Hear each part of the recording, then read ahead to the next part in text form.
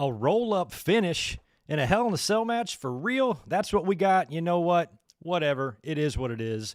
Main thing here is that Bobby Lashley is still our WWE champion, has retained in the main event of Hell in the Cell over Drew McIntyre in what was an outstanding match. Just two big, beefy guys beating shit out of each other, and it definitely delivered. However, weird finish. I mean, I guess they just didn't want to straight up beat Drew. I don't know why, especially if you have big plans for Lashley. I don't think it would really hurt Drew in the long run. They just don't do things the way they used to. It had to take a little bit of shenanigans to get it done, but he got it done. Not many of us were really predicting Drew to come out of tonight with the title anyway, but it's nice to get that reassurance now that we are probably looking at a WWE champion, Bobby Lashley, at SummerSlam. So it was a pretty decent card, I thought, from top to bottom in terms of what we got inside of the ring and inside of the cell. A couple of weird finishes there, and some stuff that I did not expect and wasn't expecting in the Shayna Baszler and Alexa Bliss match. And, you know, a couple of bright spots, a couple of low points, a couple of dumb things. And, you know, we'll give this pay-per-view a fair criticism. I want you guys to do the same in the chat. Let me know. What'd you think of the show tonight, A, B, C, or D? Give me your numbers, 0 through 10, whatever you think. We know what George is going to say. But for the rest of you, whatever you thought of the show, you know, honestly, let me know. I thought it started out great with the women's Hell in the Cell match with Bianca Belair and Bayley. Bayley, who was just fantastic and really impressed me tonight. And overall, they didn't go overboard. It wasn't a very long match, but it was a good match with a really good finish. So they were kind of off to a good start. I thought good opener, good finish, right outcome. Everybody loves Bianca, and it's been a hell of a year for Miss Belair. Royal Rumble, WrestleMania title win. Now she's got a victory inside of a Hell in the Cell on her resume as well. Not too shabby. So she's doing all right. We'll see, where she goes next. I would assume she's got another challenger on the horizon, but it was a really good opener here. Some of the in-ring stuff was good. Rollins and Cesaro was good. Owens and Sami Zayn was good. Bliss and Shayna was pretty effed up. I don't even know what the hell they're doing here, but Alexa did actually get in the ring and compete. I wasn't sure if we were even going to get a match, much less a finish, and we got both. So they did some crazy shit in that one too, which got a little bit of reaction from people, some funny reactions online and on social media tonight during all that nonsense. We're talking hypnosis. We've got mind control. I mean, I don't know, like, when it comes to that stuff, I don't know, like, what the next step is after Undertaker and Kane's lightning and fires and magical powers and resurrections and murders and hangings and crucifixions and teleportations. I mean, they've done all that stuff already. I don't know what the next step is, but I don't think what we saw tonight is it. Goofy ass shit there, but we'll talk about it, and we'll do our fair amount of, shitting on it and talking about what we make better or what we do better. So, and I can take a lot of input from you guys on that as well in terms of what you thought. But, you know, all in all, a good show. We did not get any title changes, which is okay. My predictions did pretty well. I said in the predictions yesterday, I wasn't sure how well I was going to do because there was a few matches that I just thought were completely up in the air. But looking at the list here, I think the only match I got wrong was Owens and Sami Zayn, and I should have known better. I didn't even take into account that Owens wasn't 100%. Didn't even occur to me when I was doing the predictions. I'm here pitching Owens coming out there and demanding a Hell in a Cell match with Sami Zayn. So, you know, Owens was selling the fact that he got his ass kicked a couple nights ago, and he was an uphill battle all the way. So if I would have thought that through, I would have picked Kevin Owens, but I think that's the only match I got right. Even the Charlotte and Rhea Ripley match I kind of got right, because I went out on a limb and said that Charlotte was going to win the title, even though I didn't think she should. And then, other than that, I think I got all the rest of the matches correct. So not bad, but all in all, probably underwhelming pay-per-view. The final pay-per-view in the Thunderdome, I think that's something to be celebrated. The fact that this is the last one, and by my count, we now have 7, I believe, Thunderdome shows left between Raw and SmackDown before we get to that July 16th SmackDown that apparently will be in front of fans. And then, of course, Money in the Bank 2 days after that. So we're almost there. This is the home stretch of, the mediocre nonsense, hopefully, and things can only get better when the fans come back. Can't imagine them getting worse. If they are better, I think it's going to be a temporary better before the novelty of having the fans back and we're kind of back into that groove of normal life. Once that sets in, I worry that the product's going to go right back to these same complaints. But, I think it's fair to say that we're at least looking at probably a few months of excitement here. starting in July. So let's keep our fingers crossed. And the outcomes tonight in terms of who walked out of tonight's pay-per-view with the titles, I think we can agree we're all happy with the outcomes there in terms of Bianca, Ripley, and Lashley retaining their gold. I think that was the right call. And yeah, and it was just a wrestling show tonight is all it was. Heck in a toy. You wanted Bayley to win. I know. You are a very happy man tonight, Barry. Thanks for knocking out that Blitzkrieg moron for getting rid of him. I'll get rid of him permanently so he can go suck someone else off in a different chat. Good to see you. Cerebrus is here, and Martin Can. Reese Jones, what's up? George Morris, appreciate the $5, dude. Hey, Greg, how are you doing? Hell in the Cell, 0 out of 10. I pre-ordered Madden 22 Dynasty on Google. I don't even know what that is. Stadia.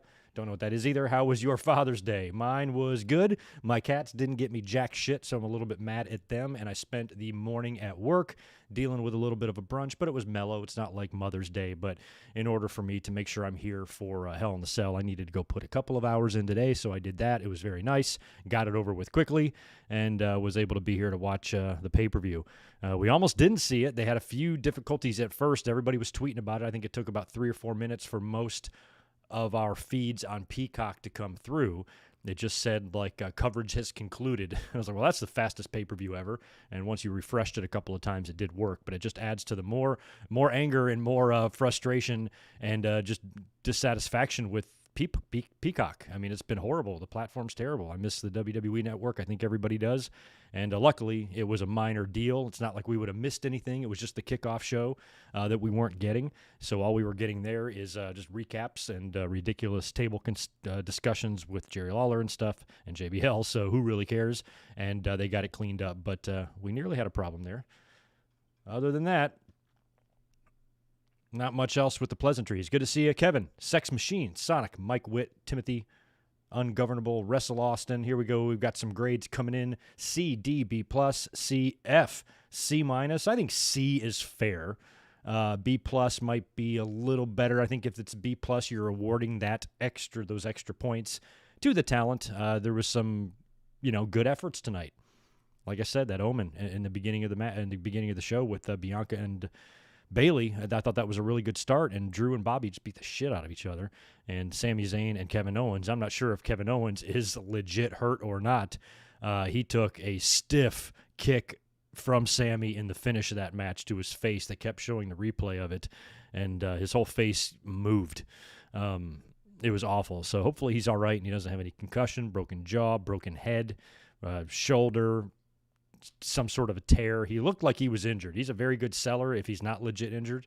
So let's hope that he's just a very good seller. That match was brutal, man. And that's a rivalry I think that will continue. I put on Twitter tonight, I think, in the grand scheme of the Owens and Sami Zayn rivalry, I think it's something that should always be there in some form. And I think the next step in this rivalry, because what more can they really do? They should have put this match in the Hell in the Cell, but these guys have been at each other's throats, multiple feuds across both shows a couple of different times. I'd like to up the ante a little bit here, and the next big step here, I would like to involve a championship belt and a briefcase.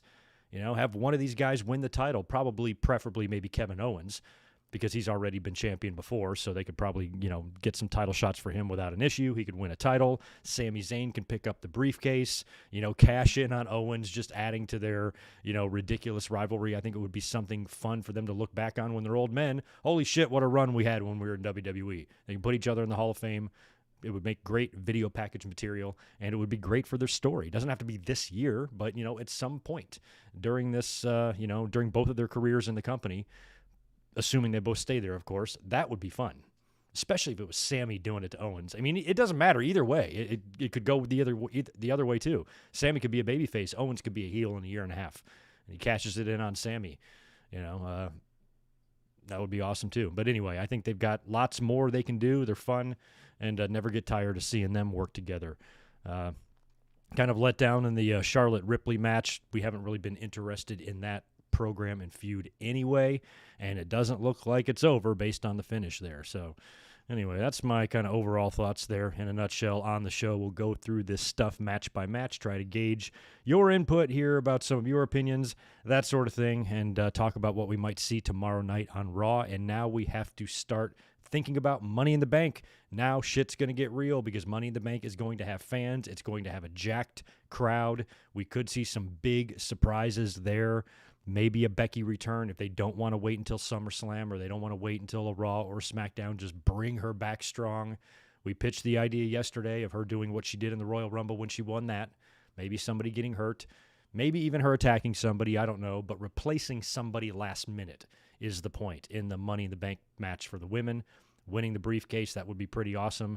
I also believe, though, even though that would be fun and it would be a great crowd pop moment, I believe that Becky, based on her run, she held the title for a year, defeated Ronda Rousey, successfully defended at WrestleMania, and gave the title up due to pregnancy. I don't think you would need a briefcase to get a title shot. I think she could come back and just get that automatically upon entering the door. So it could go either way there. I think the Becky winning the briefcase would be a great pop, great moment, and awesome.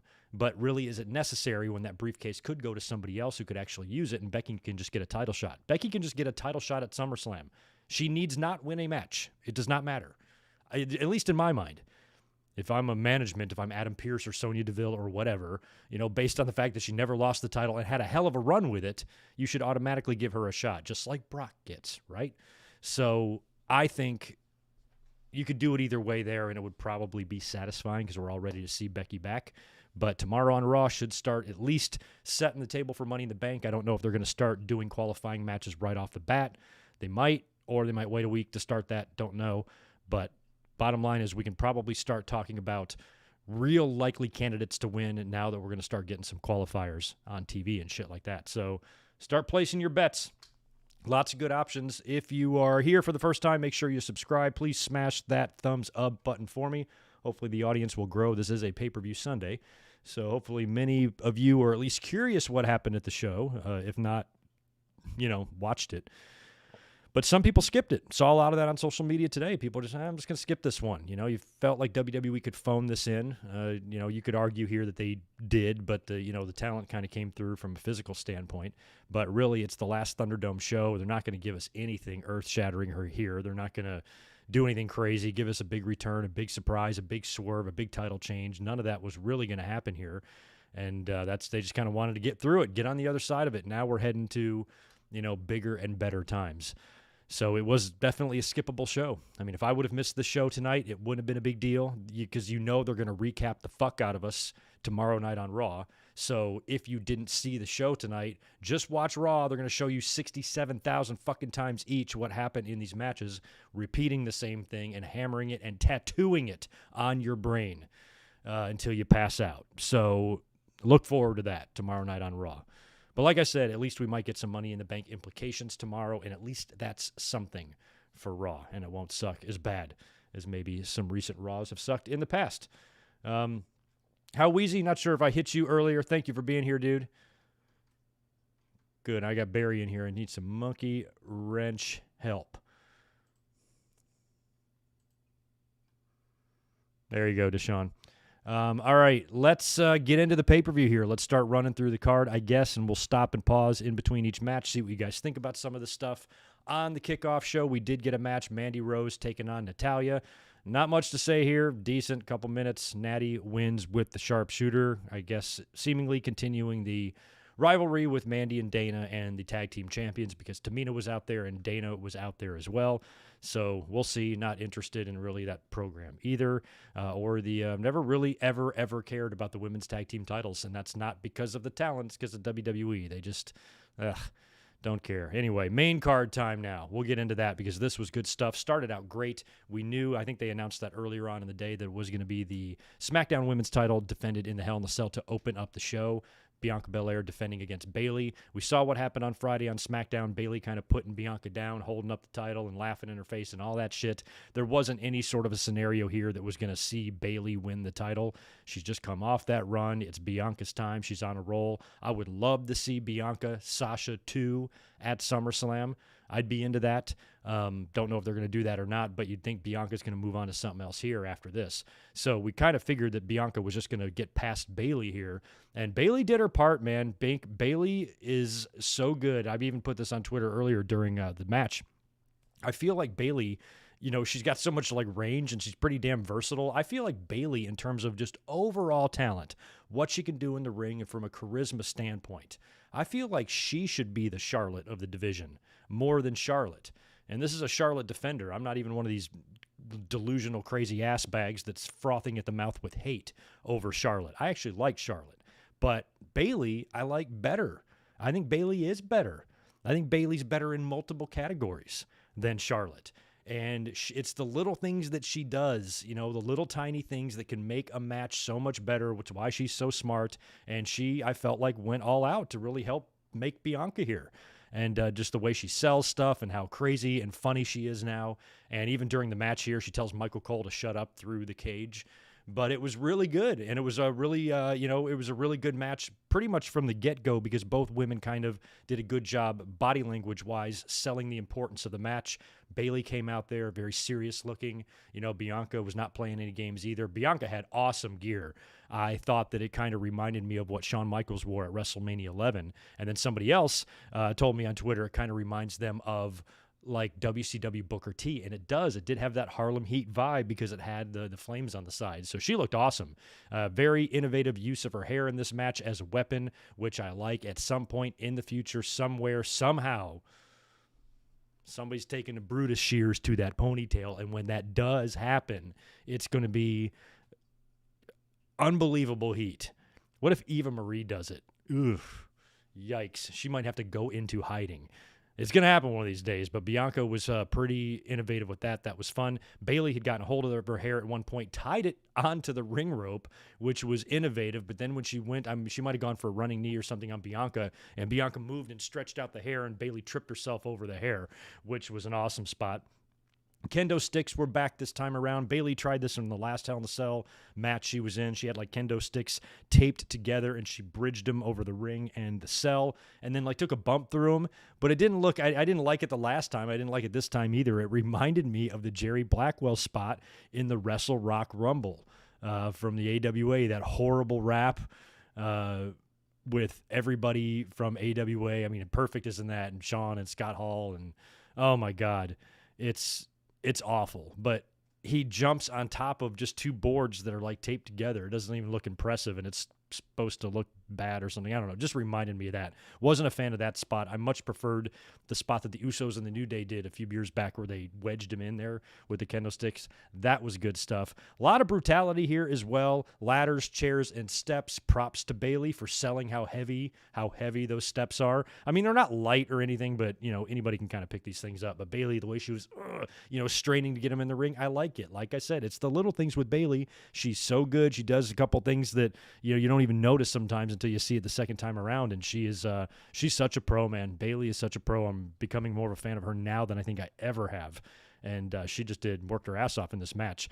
Excellent finish here. Bianca, is able to absorb and take everything Bayley has to throw at her, and then some. Winds up turning the tables back on Bayley. She takes the ladder and opens it up and hits Bayley with the KOD on the open ladder. Looked brutal, and when you combine that with the ladders, with the ladder shots already in the match, the chairs and the steel steps that both of these ladies took throughout the thing, that was a perfect finisher and an excellent way to end it. They didn't go crazy, nothing over the top. They didn't spill a ton of blood. Nobody went flying off the cage. They didn't stack up 6 tables, and crash through them for some spectacular spot. They kept it relatively simple, which is what I think helped make this match good. So props to both women. Bianca pins Bayley, of course, right after that. She ain't kicking out of that shit, and retains the title. That's excellent. Props to both.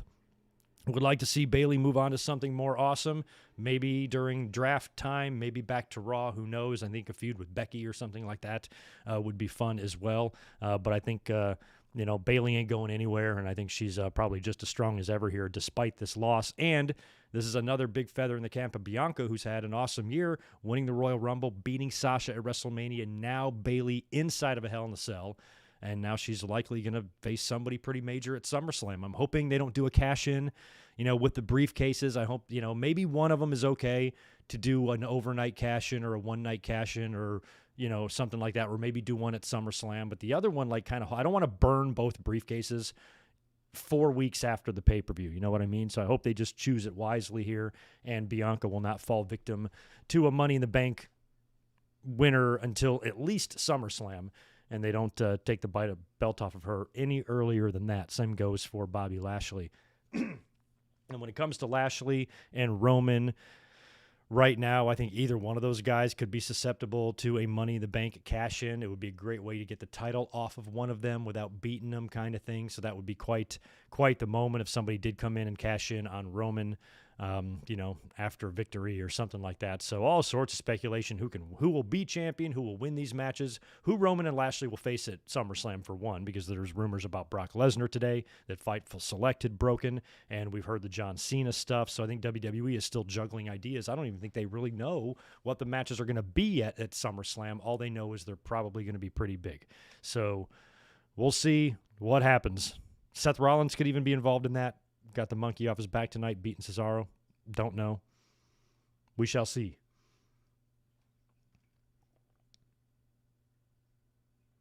Randy Orton to face Bobby. That's interesting. I mean, that could work normal. That could actually work at Money in the Bank. Because if you do set Lashley up with some big mega match at SummerSlam, that means he's got a title defense to burn at Money in the Bank, or he does what Roman does and just sits that pay-per-view out. I don't know. But if he needs an opponent for Money in the Bank, and it's going to be like a one-off type of deal, you could have him and Randy Orton and Riddle, alongside Orton cheering on his buddy, to win the title, and, maybe hopefully not screw him over by accident or anything and kickstart that feud, because I still want to see them win the tag team titles. But that could be a good, kind of one-off match where Randy Orton just simply doesn't have enough and Lashley beats him, and Riddle is there for him and helps him, picks himself up. Come on, bro, you'll get back to the top of the mountain. You're Randy Orton. You'll win another title. You'll probably win 2 of them. But for now, let's go after the tag team titles, and I'll show you. I'll show you how great. Yeah, not that Randy Orton needs a motivational speech, but from Riddle of all people, I think Orton's a little more strong-minded than that. But maybe it could just be a good. It would accomplish a couple of things: give Bobby Lashley a good, credible, quick opponent to go through, and also a big opponent to defeat on his road to whatever he's going to do next. Because Randy Orton's a big name. And, it took everything he got to get past Drew, and it took shenanigans to beat Drew. So if he can just beat Orton outright, I think that would be all right. But who knows? It would be a good match, though, I think. They could do that at SummerSlam, but I think Orton, I'm ready for some RK Bro for a few weeks. Orton can jump back into the main event scene whenever he wants. I'd be, fine with him just continuing his deal. Edge versus Rollins or AJ at SummerSlam would be awesome. I think Edge and WWE should definitely capitalize on giving Edge a dream match scenario against one of those guys or somebody like that, or Daniel Bryan, even though he kind of worked with him at WrestleMania, if they did bring Bryan back in. I mean, there's some names out there. If Bryan does turn back up and Brock, if they both turn back up along with Edge and along with The Fiend and along with Becky, those are some huge names, man, all coming back. And Cena and The Rock, possibly, all between now and WrestleMania. That's not the worst-sounding thing ever. That's for sure. So, who knows? Maybe shit is looking up. Anyway, where did we leave off? That's right. We're on the first match. Bianca retains over Bayley. Great opener there. Solid match. Excellent work by both, especially that Bayley. And Bianca, we love her. She continues her run. And something made a noise. Hopefully that's not an earthquake. It's very odd. Anyway, next match was Seth Rollins and Cesaro, but before we got to that, we got Alexa Bliss backstage on her swing. She says that Lily is still in timeout, so no Lily yet, and she's going to be seeing Shayna Baszler later on. So we talked about this yesterday, that I wasn't even sure if we were going to get a match or a finish in Alexa versus Shayna, but that match will be coming up later on. Then we go to Seth Rollins versus Cesaro. This was actually well booked, I thought, because in the predictions yesterday, I predicted Seth Rollins, and what I said and what I had hoped for, I was like, what I'm hoping they do is they do some sort of a deal where Seth's got to get a little bit sketchy to win, or just book it in a way where he gets his damn win back, but you also keep Cesaro somewhat strong to where he can continue his momentum, without taking too far of a step back, just getting stomped and pinned or whatever. And I think they kind of accomplished that, because as Cesaro was making his entrance, Seth attacks him from behind, beats the crap out of him, so he already starts the match with the advantage, and now Cesaro's got to fight much like Kevin Owens did. Cesaro, of course, fights back, locks Seth Rollins in the big swing, and they continue wrestling for a little bit longer, and I think there's kind of a roll-up, small package cradle type of situation that gets reversed, and Seth Rollins catches a quick pin over Cesaro and scurries out of the ring and gets the victory. So kind of jumped him from behind. Cesaro was kind of, he was trying to play catch-up the whole match, and he was at a disadvantage, and then Seth is actually able to kind of outmaneuver him and catch him with a quick pin. I thought it accomplished what they needed to there, because you got to think, based on where this feud was with Cesaro, dating all the way back prior to WrestleMania and Cesaro getting the Mania victory, that's okay. I think this should have been in the cell, honestly, based on the fact that they've been feuding now for I don't know how many months, since early of 2021, and the fact that they had a WrestleMania match. So if this is in fact the blow-off, I don't know how you don't put this in the cell, but they didn't, and it was what it was, and Seth Rollins got the victory. So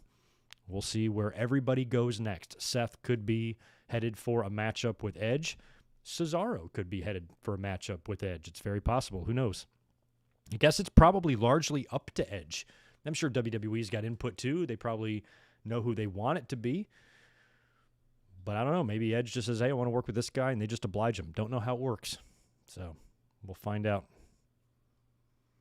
Yeah, Timothy Bates. I like Pat on commentary as well. I saw a comparison to him on Twitter tonight of Roddy Piper from back when Piper did commentary. A little Piper was way more energetic.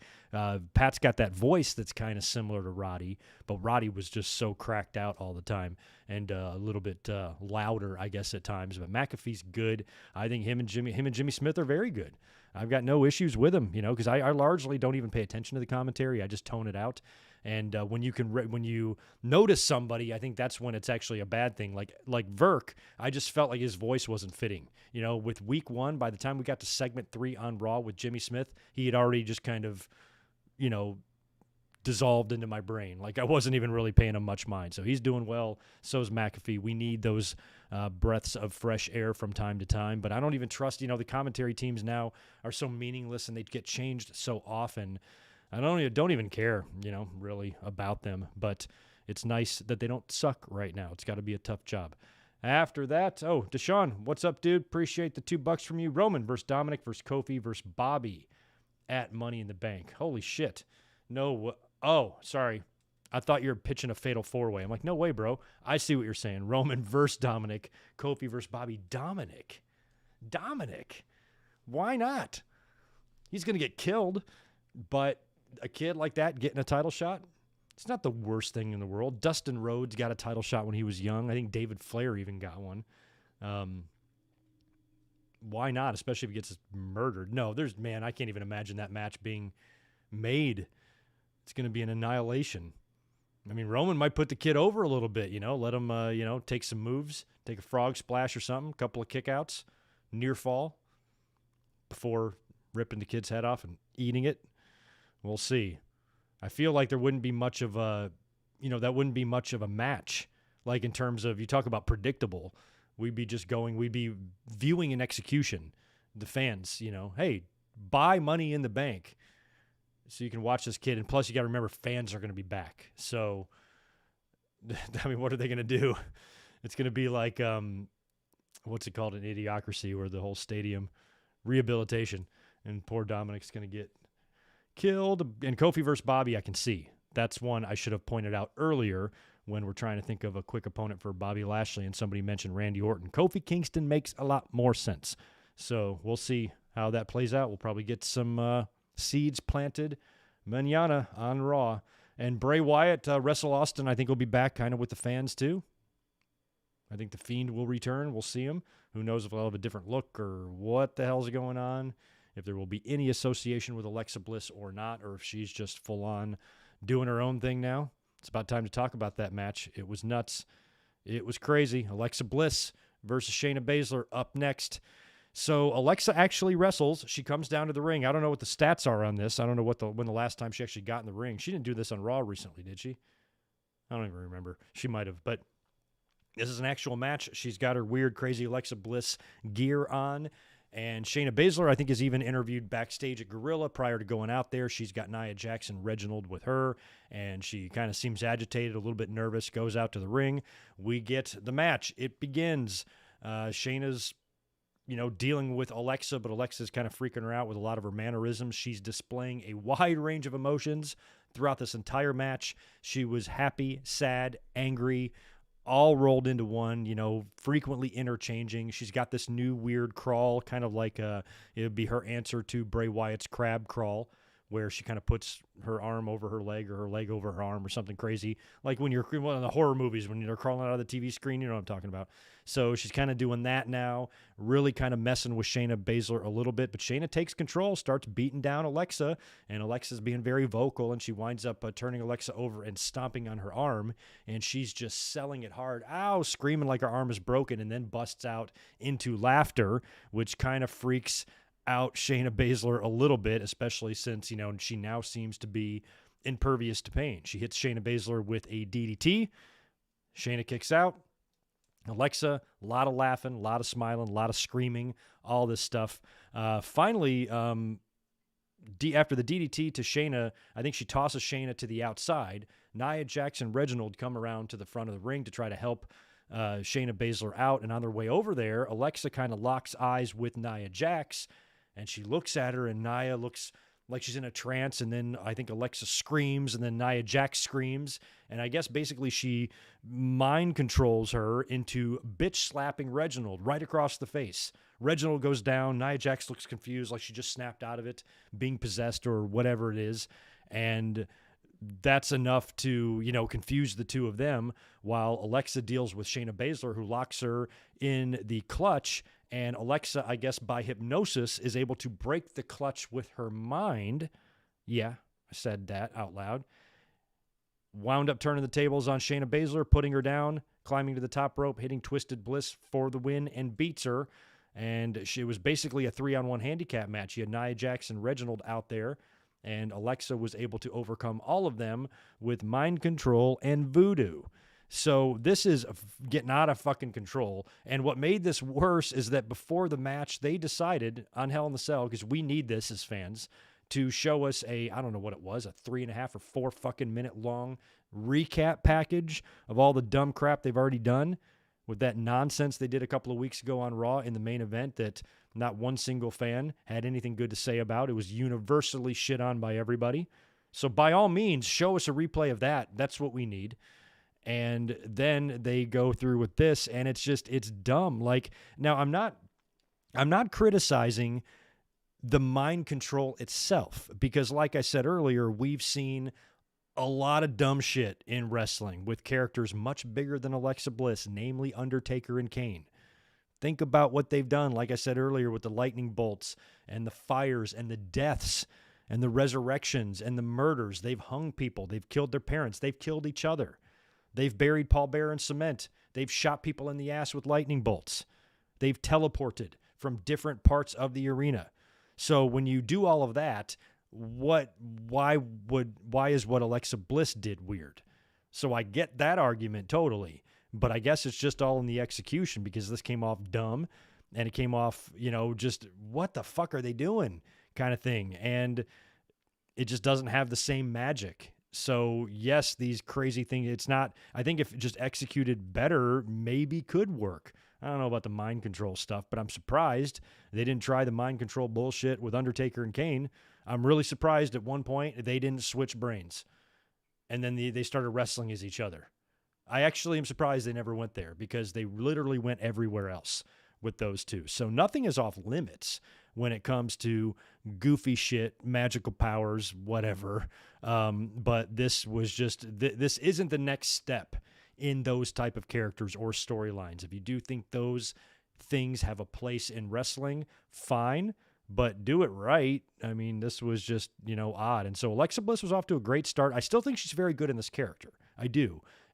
But it felt like she had really had a breakout moment there with everything with The Fiend when she aligned with him, and she was doing such a good job at first, and everybody was really impressed with her work and how she could really be different. This is not a side of her personality I thought she could even bring out, and I thought she did well. But then since WrestleMania, since that weird finish that still I don't think any of us understand, nothing's been really that fun or great. She's not that great on her own. She's better with him. So I kind of hope they come back together. And I don't know if WWE, if they're like, I don't know if they're creatively, like really legitly putting Lily in timeout. Maybe they heard the complaints from the fans, like whatever that was dumb with Lily and Shayna the other week on Raw. Maybe they heard that, thinking of a way to pivot or just drop it altogether so Lily is in timeout, or Lily is going to, resurface and she'll be back like we at one time thought in human form. We even pitched the idea of Shayna Baszler being Lily. She gets possessed by the doll or something. Fuck it. Possessions? Why not? Why not? Why not? Can it get any worse? Well, yeah, it probably can. But we'll see. We'll see what's next for Alexa Bliss. I mean, I think at this point, if she's going to have these magical powers, impervious to pain, can break submission holds with her mind, she's going to get a title shot, and how's she not going to win? How is she not going to win? When's she going to go after Rhea Ripley and take her title from her? I don't know. Going to be weird. But anyway, she picks up the win there, beats Shayna Baszler. I predicted that match right, and I'm surprised because I kind of thought that we wouldn't even get a finish at all. So happy to be right on that one. Next one up was Sami Zayn versus Kevin Owens. This one was good, and it was fun because it was so incredibly brutal, and it's never not fun to watch Sami Zayn and Kevin Owens work together. Now, Owens is not 100% in storyline because of what happened to him on SmackDown. He's eaten a couple of Nigerian nails lately. He's struggling to breathe. Sami Zayn was hilarious on Friday night doing commentary, and then when costing Owens the match with a distraction. Then when Owens got nailed and he couldn't breathe, and Sammy's laughing at him on the monitor in the back. Look, he's trying to breathe the oxygen and he can't do it. Oh my God, I can never get enough of Sami Zayn. He's hilarious. So Owens, I didn't even think about this when I was doing my predictions yesterday. It kind of didn't occur to me that he was going to be selling this into today, and he wasn't going to be 100%. So perfect way to set yourself up with a Sami victory there. Had I thought that, I definitely would have predicted it different. So once Owens was selling everything so hard, I'm like, oh, Sami's going to pick up his victory here. I thought they could have figured out a way to do something to add to Sami's conspiracy theory, because after the match, Sean Ross Sapp had reported on Twitter that this was Sami Zayn's first pinfall victory since October of last year, which I almost thought wasn't right, but it's right. Like, holy shit. That was a long time ago. So they could have kept that going here. Almost an underwhelming victory for him to finally, get this monkey off his back here. But he did pick up the win over Kevin Owens eventually, because no matter how much Owens kept fighting, he would hit Sami Zayn with a couple of stunners. I think one even on the outside of the ring. He kept fighting, kept kicking out. But in the end, he just wasn't healthy enough to be able to battle Sami one-on-one. And Sami hits him with a crazy haluva kick in the corner with the slow-mo. Just took Kevin Owens' face off of his skull. Like I almost took my microphone across the other side of the room. And that was gnarly. So Owens goes down, pins him 1, 2, 3. Sami Zayn gets the win. And I'm happy with that outcome because it's nowhere near the end of the saga between these two guys. I mean, they are never going to be done with each other ever. And that's what makes the rivalry so awesome. After that, we've got the Raw Women's title on the line. Rhea Ripley defending against Charlotte. A lot of scared fans here that Charlotte was going to pick up another championship belt. I really, in my heart of hearts, did not think she was going to win because I didn't think she should, because Ripley was put over at WrestleMania. So just dropping the belt here just felt so off and dirty to me, even though Ripley, if you're comparing Rhea Ripley and Bianca Belair's runs since they both won the titles at WrestleMania, Bianca is so far ahead of Rhea Ripley, and this is coming from a huge Rhea Ripley fan. It's not her fault. She just, that NXT magic, like is the deal in the case with so many others, is just gone. And I think, fans being back will help. I think Rhea Ripley being a heel was weird. I think she could have came in as a babyface, would have worked better.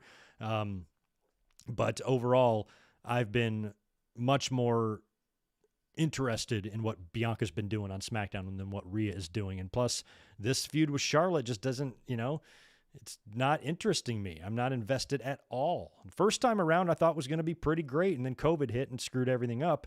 But now it's just like they're doing such a bad job of making you care when we should care. But, they're not even doing good. Like, they can't even capitalize on their own heat. Like, they've got Charlotte in there, who's a heat magnet, who draws up such a rage and such a reaction from so many fans who always have something to say about her. Everybody on Twitter, how many plastic surgeries have she had? I mean, they just are relentless on her. Like, they just can't get over their obsession with her. So they tweet about her far more than she's had surgeries. That's for sure. And WWE should capitalize on that. They should, make that more a part of it, just to get the fans a little, caring a little bit more, really, foaming at the mouth to see and wanting to see Rhea Ripley kick the shit out of her. But, they're not even capitalizing on that. They're just giving us an empty program that doesn't feel meaningful at all. The stuff that they've inserted and interjected with Nikki Cross has been good for Nikki Cross's TV time, but been largely stupid, even though we all not like Nikki Cross. And the whole thing is just dumb. So dropping the belt here for Ripley was going to be stupid. The only reason I thought that maybe she would is because if WWE does want to put the belt back on Charlotte for whatever reason so she can do some big match at SummerSlam, then you do it in the Thunderdome where the fans don't hurl drinks and sodas in the ring like they did during the NWO's formation. So I went out on a whim just to take a chance because I wasn't sure about any of my predictions yesterday. I said Charlotte is going to win and beat Rhea Ripley, and she did, but she didn't win the title. So I was half right on that one. Good match, though, I mean, for the most part, but, a couple of things were really telegraphed. You could even tell as soon as they do a spot where Ripley hits the Riptide on Charlotte, and you could even see from the position that even before she even hit it, that she was going to land near the ropes and they were going to do the foot spot. Literally probably 4 seconds before it was done. You could see it coming. And even when she hit the Riptide near the ropes, she didn't even hook the far leg, which was the one that was by the ropes. Instead, she rolled on her back and did that lame pin that they all do. And you could see it from across the street that Charlotte was going to put her foot on the ropes, and that's what she did. So it just kind of made Rhea look like an amateur. I didn't like that spot at all. If you're going to do a rope spot, position yourself to where, it surprises the audience. Even though you're close to the rope, you're not seeing, that leg getting thrown up there at the last minute. This was so telegraphed. I just couldn't stand it. In the ring, we get back into the middle. Charlotte locks the figure 8 on Rhea Ripley right in the middle. Ripley's got nowhere to go for a minute there. I thought that was going to be it. Rhea is able to drag herself to the ropes and get the referee to break the count. Or no, he doesn't break the count. I'm sorry. They spill, I think, still in the figure 8. They spill to the outside of the ring. And as they're getting up on the announce table, Rhea Ripley basically grabs that top panel that's on the announce table and just pulls it back, and it comes off and smacks Charlotte right in the face. Referee calls for the bell, and that's how they got out of that. So that's something that I should have predicted yesterday. I should have said a disqualification possibility because that makes a lot of sense to keep the belt on Ripley, but without beating Charlotte because WWE just can't beat Charlotte ever. So it kind of goes in line with what they were going to do. The brawl continued after the match. Both women started, exchanging blows. Ripley is able to hit another Riptide on Charlotte and leave with the belt. So that tells us that issue isn't over and that's going to continue. Wonderful. So we're not done with Charlotte and Rhea Ripley yet. So what do we do now? Do we go to Money in the Bank and do another match? Do they do one on Raw? Does Charlotte enter herself into the Money in the Bank? Charlotte, I'm sure, is going to be on Raw demanding from Adam Pearce and Sonya, or at least Pearce, whoever's over there, that she deserves another title shot because the DQ was BS or whatever. So they'll probably grant her something tomorrow on Raw, and that it will make the fans really, really happy. Yeah, I thought Ripley was a heel. Because when she was coming out there, they've got the booze piped in on the Thunderdome. So I think WWE wants her to be heel, which I thought she was kind of just a natural babyface right now. I always thought a heel turn for Rhea should come later. Let her have a run as a babyface, try to pick up where you kind of dropped off last year when she worked with Charlotte. Put her back to that Rhea Ripley. I'm not much of a fan of her newer look. I like the evolution of Rhea Ripley, and I like that she even back to her early days, she goes, man, as soon as people started seeing me, they always compared me to Charlotte because we looked alike. They're about the same size, same long blonde hair. So she drastically changed herself, but I almost liked her NXT look. That just felt a little more badass. I'm just not a fan of the black and the black makeup. I don't know. I just don't like it. But I thought her NXT persona looked so good, and the spikes and everything or whatever. I just like that presentation more. Plus, the character felt better because she was a badass. She felt a lot like how Raquel Gonzalez feels there right now, but that's not here now on Raw and stuff. So I kind of wish that she would have continued on as a babyface a little bit, or maybe when the fans come back, they can move her babyface and let her have a babyface run and then turn her heel again down the road. I would have done it that way, but I don't know. It's just, it sucks that I was, I like Rhea so much, but her title run has been underwhelming. It's not entirely her fault. She's on Raw. So, I mean, if you're on Raw doing anything, you're largely doomed. But it's a shame because she's awesome. And she was put over well, beating Asuka at WrestleMania. But so far, just, I don't know, somewhat underwhelming. I think most people agree with that. The only thing left is Drew McIntyre and Bobby Lashley in the main event of Heck in a Toy. Yeah, they could be Timothy Bates, and that's something that could be coming for her, some clean win down the road when fans come back, especially if it turns out to be SummerSlam. Because you got to think about SummerSlam, too. Not everybody can drop the titles, so you're going to have some people retaining there. And, they'll start thinking about that once they start building their card. But, I don't know if we're going to see all 4 world champions drop their titles. Are they doing, help me out, are they doing a takeover?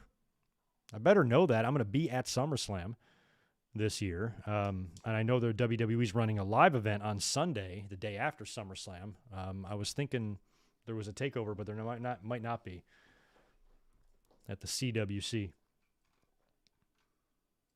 But if there isn't, maybe put an NXT match on SummerSlam. I don't know. I'm not sure what the plans are. Good night, Ben. Take care, man. We'll be here for Raw review tomorrow. Hope y'all will be here too. Find out what we're looking at for Money in the Bank, and they'll start setting the table for that. And I'm sure Drew McIntyre and Bobby Lashley will maybe have some sort of a final confrontation or whatever. You got to think that Drew is going to have something to say, but he can't get another title shot again based on the stipulation. So, we'll see what's next for Drew. It will be interesting to see actually what's next for Drew now that we know for a fact that he's not going to be in the title picture, at least on the Raw scene. So we'll see when that draft comes around if they move him to SmackDown or, what happens with him when Bobby Lashley drops the belt. I mean, what if Bobby drops it to Brock? And what if we got Brock as champion again? And Drew McIntyre, does Drew McIntyre take the belt back from him a second time? I can't see them doing that again. They did that with Seth, so I don't know. We'll see. But anyway, main event time now. Bobby Lashley defending the WWE title against Drew McIntyre inside the Hell in the Cell. This was, like I said, a really good match. I mean, these two guys are just very, very large, very big, and they beat the hell out of each other tonight, and that's what you expected. These guys aren't going to give you the big spots. They're not going to climb halfway up the thing and go crashing through tables, although we did have some table spots here. We're not going to get anything crazy, nothing over the top, nothing, from the top of the cage or anything. But they had a couple of smart little booking deals that they did here that was a little bit reminiscent of the very first cage match back in 1997. But during the match, largely, kind of had one eyeball on it because I was getting ready for the stream here and get my lights on and all my bullshit. So I'm kind of watching the match. I could see it's brutal. I could see it's hard-hitting. I didn't really start hardcore paying attention until we got to the ref bump, because when the ref went out, Drew McIntyre had Bobby Lashley pinned in the ring, but there's no referee. So McIntyre demands that another referee get in there, which means they have to open the door. So he's calling for another referee. One comes in, but since the door is now open, MVP is able to shove his way through the door, and now MVP's in the cage. So that, as soon as that happened, I'm like, oh, yes, nice. Because at this point, I don't really care how Lashley holds the title, as long as he just does and goes into SummerSlam, because I'm excited to see what that could bring. So that's my only real case here.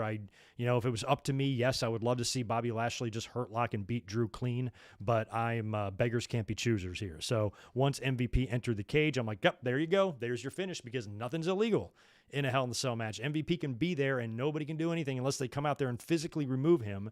If he interferes, there's no DQ, no nothing. Match can't stop.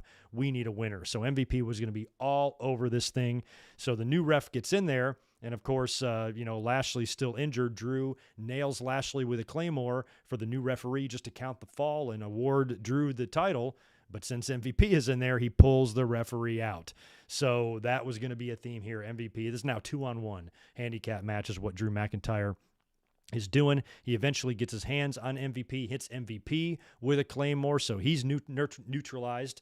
Bobby Lashley recovers to put the hurt lock on Drew McIntyre, and then they're up on the apron, and Drew gets tossed. It was a power bomb or choke slam or Uranagi. Not sure what he got hit with, but he went through the table on the outside of the ring, boom, right to the floor. You think Drew is done, but he recovers from that, and now he's back in the ring again, him and Lashley both. Drew has got Lashley set up for yet another Claymore.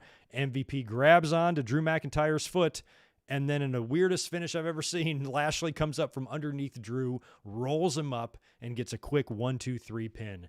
That's not the finish I expected. This was a pretty good, hard-hitting, brutal match. I liked the way they got MVP in there. Very smart. It's exactly how, in a lot of ways, how Shawn got out of the cage in '97 when he super kicked the cameraman, forcing a medical team to come in there, thus opening the door. So same thing happens here. Ref takes a bump, and now, they got to get, that's a good way for them to write MVP into that cage, and now he can be there to help Lashley do this. So, I feel like Bobby Lashley had a little bit, had a more dominant of a win over Drew at WrestleMania, because at WrestleMania, I believe, correct me if I'm wrong, I think it was just MVP distracting Drew for a brief moment when he was going for the Claymore. MVP made all sorts of noise, and Drew kind of looked down, and that was just enough to kind of cause the distraction, and then I don't know, I think he maybe ducked a Claymore and locked in the hurt lock, whatever happened there. But that felt like it was even a more dominant win than this, because it felt like it took like a lot, especially with Drew having Bobby beat a couple of times. But in the end of the day, you get Bobby Lashley winning. Like I said, the roll-up was odd for a Hell in a Cell, a match that is, basically described as so brutal and such a demonic and sadistic and ominous structure where very few men get out alive. And you'd think the finish is going to involve one or both guys laying there in a pool of their own blood. But instead, it's a roll-up that you can see on any given Raw match on Mondays. So a little weird that they went with a distraction roll-up in a way as the finish of the Hell in a Cell. So whatever. Don't care. This is a pay-per-view, like we said, was largely skippable. We didn't even need it. It was in the way. Fuck the Thunderdome. We only have 7 shows left. Let's just get this over with. So there was nothing we were going to see here that was going to be anything too over the top. So in terms of, maybe a few of the strange finishes, wasn't expecting that finish, wasn't expecting the finish in the Alexa Bliss and Shayna Baszler match either. Between those two finishes, that was odd, but the rest of the show was largely, I think, kind of what we expected. I expected Bianca and Bayley to give us a good match. I expected McIntyre and Lashley to give us a good match, and they did. But the finish was much better with Belair and Bayley. Faux show. So, anyway, all in all, I guess I got to give the pay-per-view a grade. Oh, you guys did. I'll go C. I'll go 6.5 out of 10 on this one. I rarely go under 7. I'll go 6.8. 6.8. It's a fair compromise. Yeah, Victor, they're already setting themselves up for an interesting scenario if Drew wins the Money in the Bank. Like, what if he tries to enter himself in the Money in the Bank match? You would think MVP is going to have something to say about this. Oh, hold on. You can't win that. You can win the briefcase. All you're going to be doing is running around with a green box because you ain't getting a title shot. I mean, unless they do it that way, I don't know what that's going to mean. But right off the bat, they've made a stipulation. You can't get a title shot as long as Lashley is champion. But does that stop him from winning the Money in the Bank? He could win it and just have to hold it until Lashley drops the title, provided Lashley doesn't hold it for an entire year from the time of McIntyre winning it. So I suppose they could technically. That would be an interesting twist that they've never done with the Money in the Bank, have the briefcase holder handcuffed a bit to where he's got the briefcase, but he can't cash it in. Normally, it's the briefcase holder taunting, reminding the champion that he can take them in any time or he can cash in, and you're always going to have your head on a swivel and look over your shoulder. Now it's the champion and be like, you're the one's got to watch out, motherfucker, because I'm the champion and you can't get a title shot against me, so I can taunt you. I control you. So that's a different twist on it that we've never seen before. But again, I think McIntyre winning the briefcase would disappoint fans. I would put the briefcase on somebody better than that. Not somebody better, but somebody who would be more fun as a briefcase holder.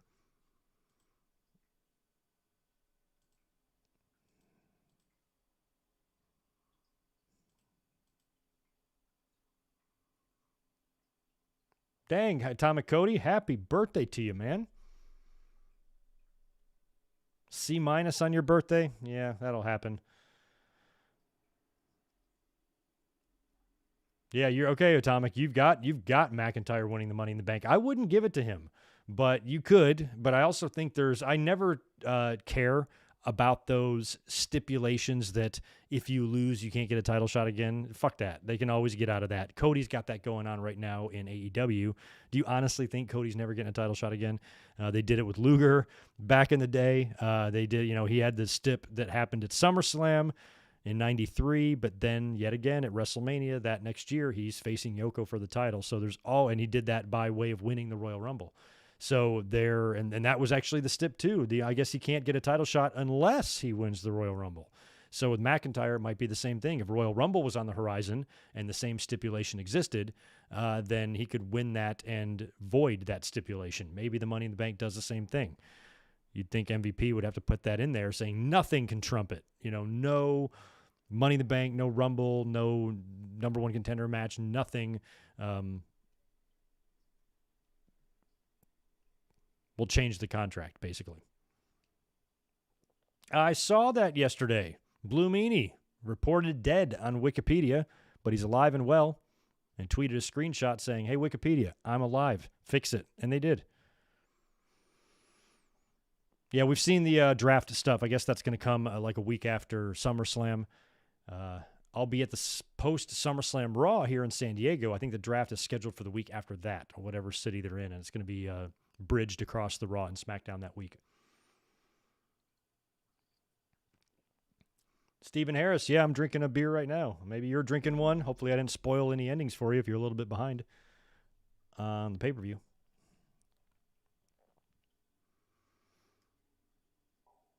You got stuck in an elevator on the inside of it or the outside of it? Yikes. I always think of Die Hard when I think of broken elevators, like climbing out into the shaft. Freaks me out, man. Elevators just scare me in general. Yeah, draft will give us a shakeup. We know that.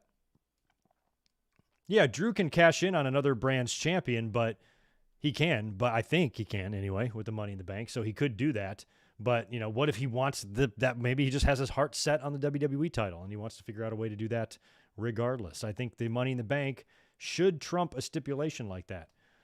But I'm not having Drew winning the Money in the Bank anyway. I can see him going to SmackDown via the draft without the briefcase. Because if you put him on SmackDown in the draft, then that title shot bullshit is out the door and he can get a title shot immediately upon entering SmackDown.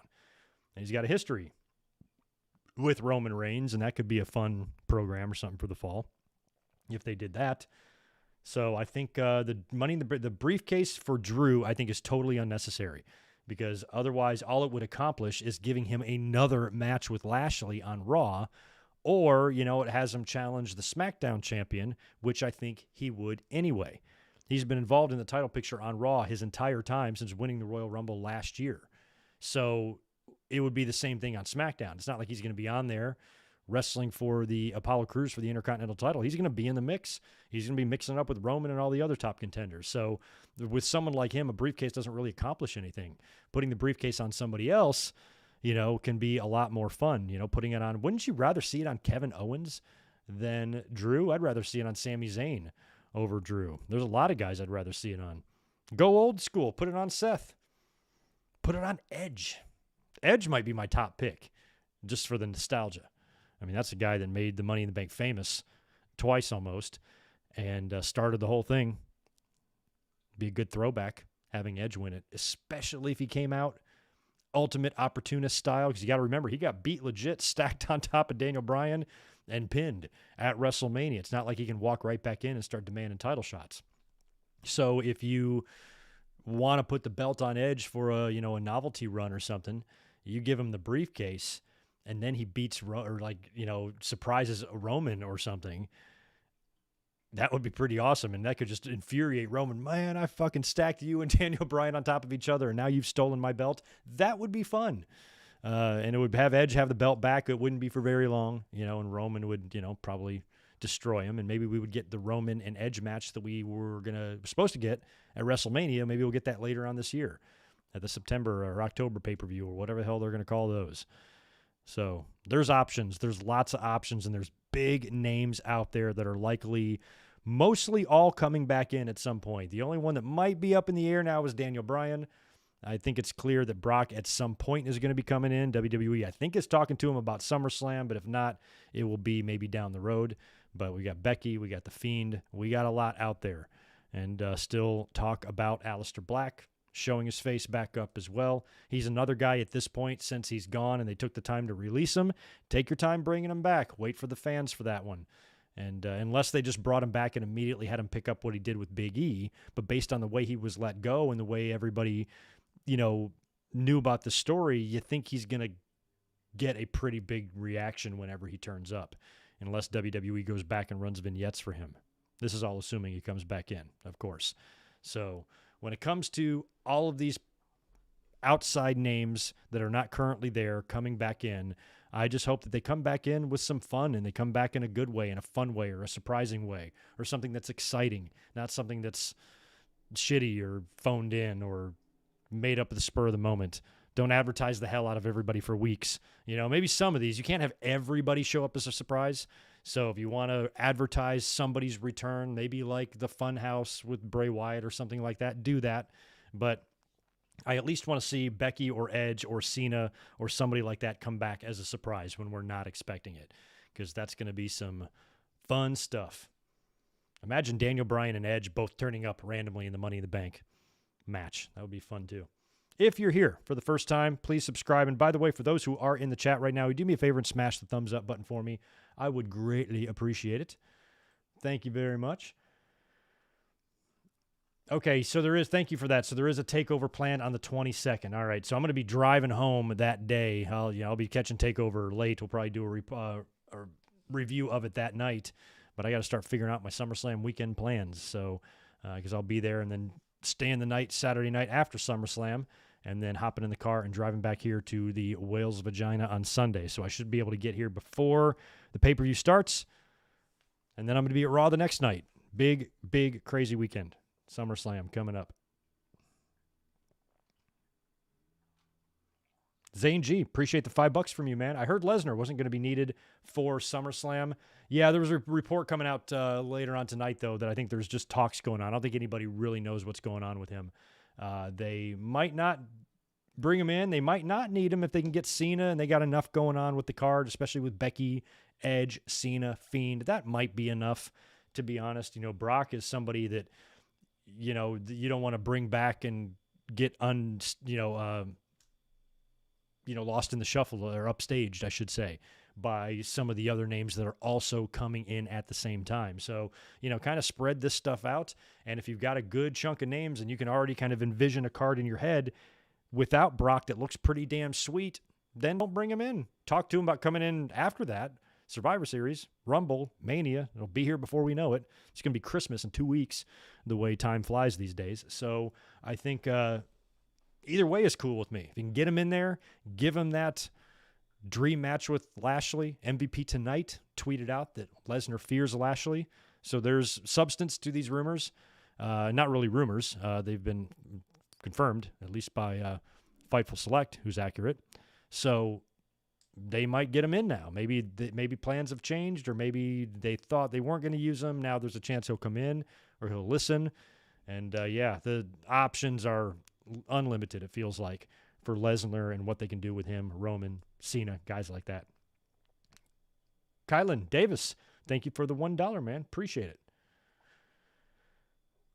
Fun is not a part of WWE's vocabulary. Not recently, at least. Yeah, not really. SmackDown's all right. SmackDown's not horrible. Raw's horrible.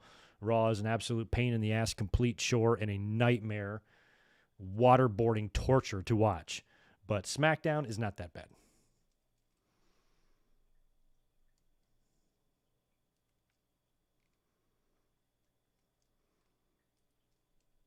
Yeah, you're kind of bored with Roman just because he doesn't have any rivalries. Yeah, he hasn't. He's had a strange slew of opponents because a lot of them have been, a lot of one-off stuff too, like Rey Mysterio and like Cesaro and like Edge and Daniel Bryan. This is very rare, actually, for a champion. It's a good point about Roman because you don't often see that where a champion's got a different opponent on every pay-per-view. Normally, shit stretches out 2 to 4 shows depending on how far back everything goes. So that's kind of rare. So that should maybe hopefully start, when the fans come back. Whatever Roman does at SummerSlam sets up a lot of future stuff.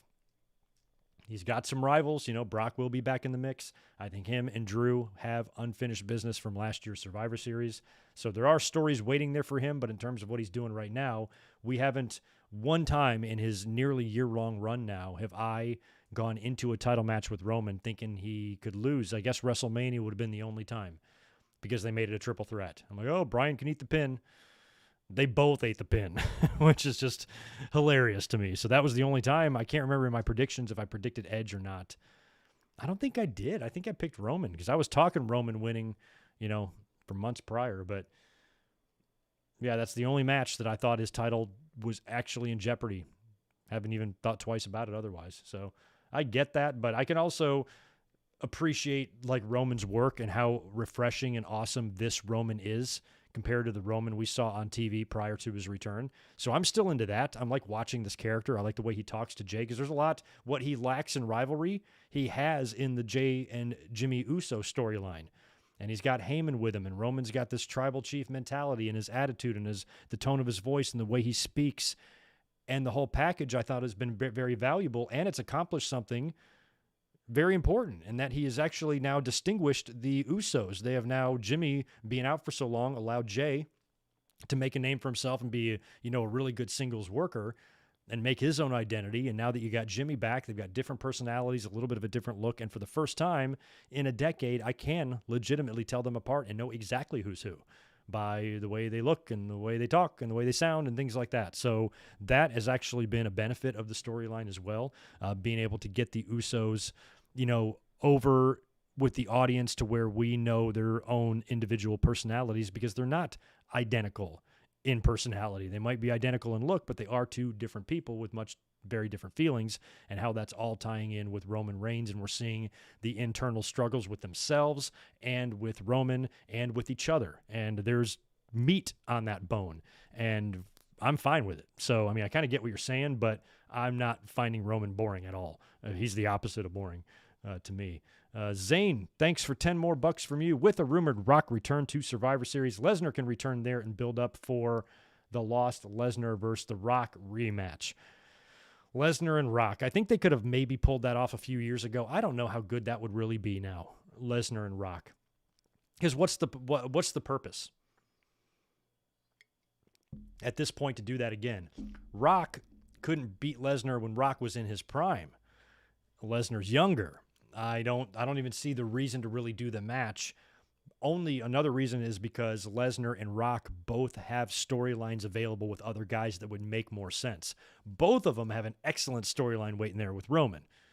Lesnar, the thing with Heyman can be very interesting when he comes back, and I've said that right from the beginning. What's his reaction to that going to be? Is he going to be, what the fuck are you doing? Why did you ditch me for this guy? Or is Heyman going to somehow represent both? I don't see how that would be possible unless they're both on separate brands. If they're on the same brand, that coexisting is not going to work out. And then with Rock coming in, head of the table, tribal chief, number one breadwinner in the family, I think Dwayne might have something to say about that. So I think both guys have better issues with current stars that are there than with each other. Because if you bring two outsiders in and you put them together, you're not accomplishing anything. You know, you should take the two outsiders and put them with people that you got there already. Not that there's not some sort of a Lesnar-Rock rematch you could do sometime in the future, but I think at this point, if Rock's coming in to put someone over, he's putting Roman over, not Lesnar, because it just wouldn't do anything. You know, it wouldn't, in the grand scheme of things, no, it wouldn't benefit anybody. And if you're going to pay the Rock that sort of money, you know, get a return, you know, on your investment there and have him put over someone like Roman that, you know, will now have that on his trophy case, in his resume. That's what you got to do. Rock versus Roman will be interesting. It'll be interesting to see the dynamic, you know, if Roman really puts down I mean, how much the Rock will really put him over. You know, I have a feeling, because Rock coming back now would be so interesting with Roman, the head of the table, and the way he's such a douchebag. But if the rumors of Roman going babyface are true at some point down the road, then a match with The Rock might become more of family respect, torch passing type of stuff, or maybe a combination of both. But if Roman is evil, you know, and he puts down and he breaks The Rock, you know, right in the middle of the ring at WrestleMania, that would be like huge. I mean, is The Rock the movie star? I mean, The Rock's got shit worked into his movie deal where he can only take like a certain amount of punches. So Rock's a mark, okay? So we're not going to pretend he's not. So he's not going to, I mean, I don't know. I mean, I'm sure he's going to go out of his way to put over his cousin, but how much is he really going to put him over? Is he going to allow himself to get humiliated and beat down and pinned clean, hardcore right in the middle of the ring? You know, or is he going to have to go down fighting or go down swinging? Where in the end, him and Roman can share an embrace. The fans can appreciate the moment. Rock, you came back, you put over the top star. You know, Roman's been super over. At least hopefully he still will be by the time this match happens. And you can almost get, and Roman can still kind of be a heel and even be a little bit brutal in the match and use some weapons and maybe you can have some blood and even cheat a little bit. But in the end, you can still find a way to come back together for the respect. Usos join in. You know, it's Rock's final match. Parents are out there. Wife, Danny, everybody else in the family. Or not parents. Rock's dad's not here. But you know what I mean. That would be cool. I'd be into that. Pyro display. And, you know, and a really true official, you know, baton, here you go, even though the baton passing came a long time. And it's been 8 years since Rock had a match. Will be 9 years by the time he gets in the ring again. Can you believe that? I thought he was out of time at WrestleMania 29 in 2013. I was like, man, Rock's got to get his matches in now because he's not going to be able to wrestle for many more years after this. And here we are nearly a decade later, and we're talking about him getting back in the ring. That's crazy, man. But it could happen, and it's likely to happen. Extremely likely to happen.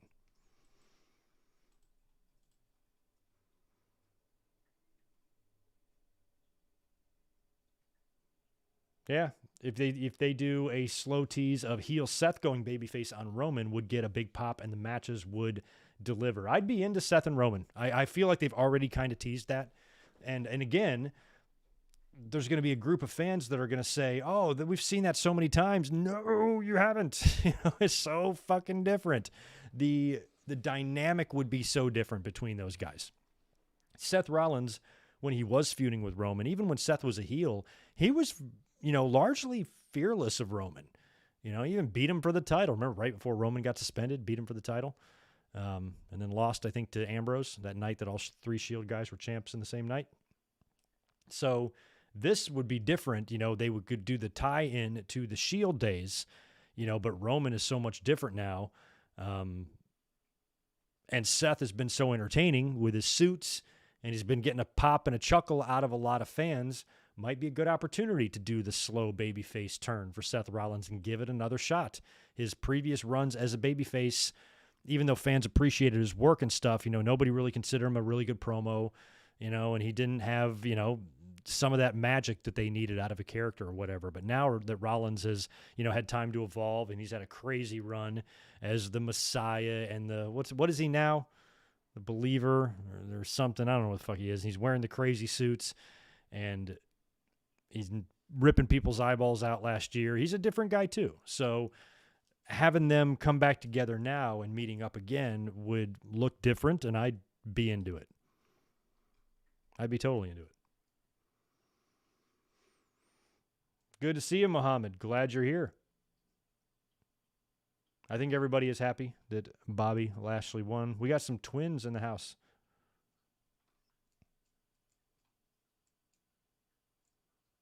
Roman should beat Cena, Lesnar, Edge, Rock, Lashley, basically everyone in the same match. That might be tad unrealistic. Beat all those guys. Well, he kind of has. I mean, look at that. The only one he hasn't is Rock. He's worked with all those other guys. He beat Cena, he beat Lesnar, he beat Edge, and he beat Lashley. So, Jackie, you've got your wish. The only one you're missing is Maivia. But again, like I've been preaching, it's not the same Roman. So you could look at those as two completely separate careers.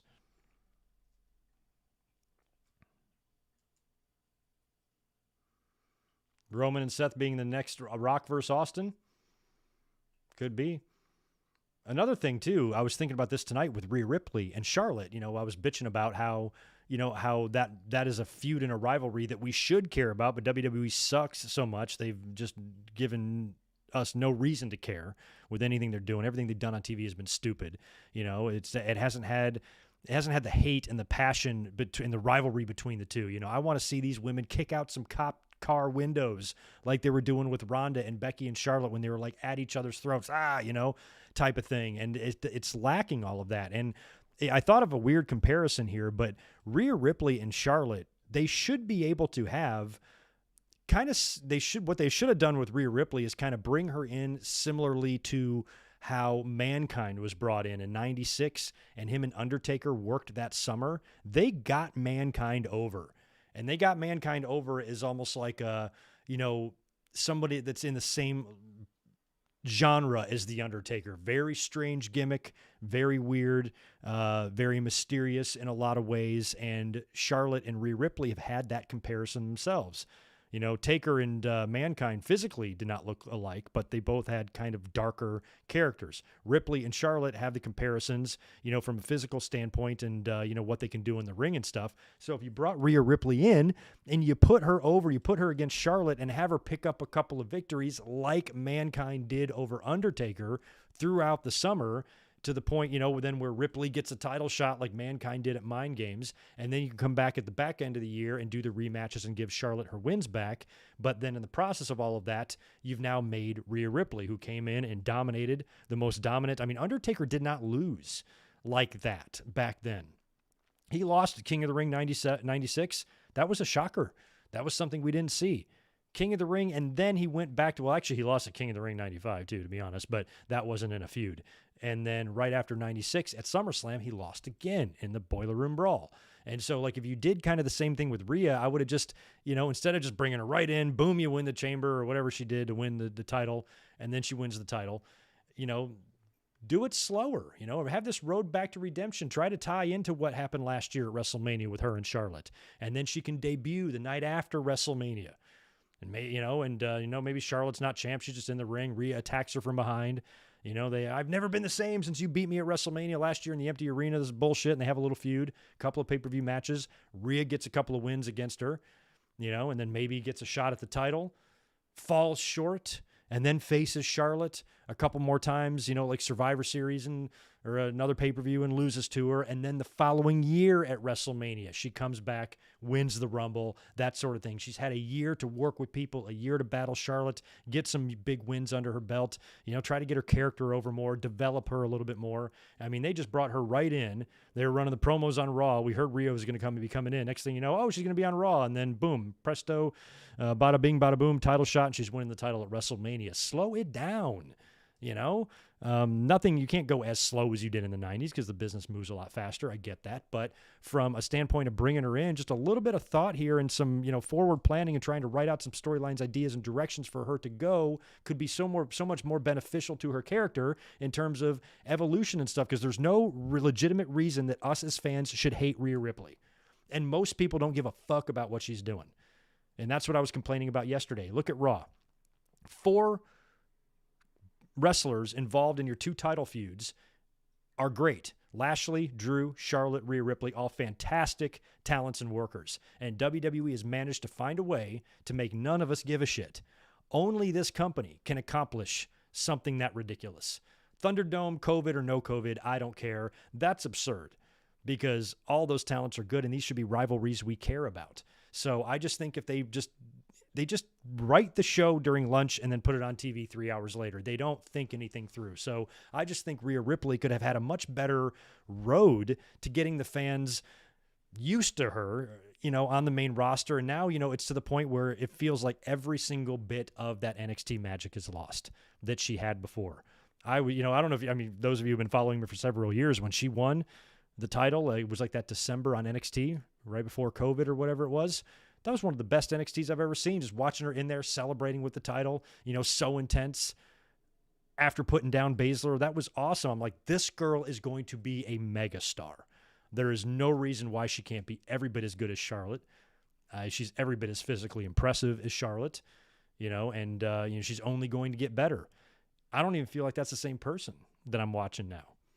Not totally the fault of her own, just the fault of the situation we're in. And that's a shame because it should be better. That feud should be better. And it's not over because the way they did it tonight made you think that they're going to do yet another match between these two, either at Money in the Bank, which is good in a way. I mean, think about that. I'm just devil's advocate, silver lining here. Think about it before you fly off the rails and go jump off a bridge. And I suggest a Charlotte Rhea Ripley match at Money in the Bank. Think about what that means. No Charlotte in Money in the Bank. Because I think the last thing we want is Charlotte with a fucking briefcase. I think we can all agree on that. So if you do another one, and this time it's in front of fans, and now you can really gauge, how much the fans really care about this situation, and you do one more, and you just try your best to make it better. They brawled at the end of their match here tonight, riptide to Charlotte at the end. If you can try to bring up some of that emotion that you were able to find in Becky, Ronda, and Charlotte at WrestleMania 35 and the crazy shit they were doing in the build-up to that, if you can tap into some of that, then I think you could salvage this, especially if it culminates with a match in the ring for the title in front of fans, which is probably why they did the DQ finish here tonight, so they can get that match and a finish in front of the fans, potentially even with a Money in the Bank cash-in if you decide to go in that direction. So it ain't dead yet, but I think WWE could have done better, and they got a last-ditch effort here in the blow-off between these two, whatever they're going to do to make us give a shit, because so far I haven't cared at all. Even after this, still don't really care. We'll see what they do tomorrow. I'm sure whatever it is, it'll involve Nikki Cross, and it will be stupid. Most likely.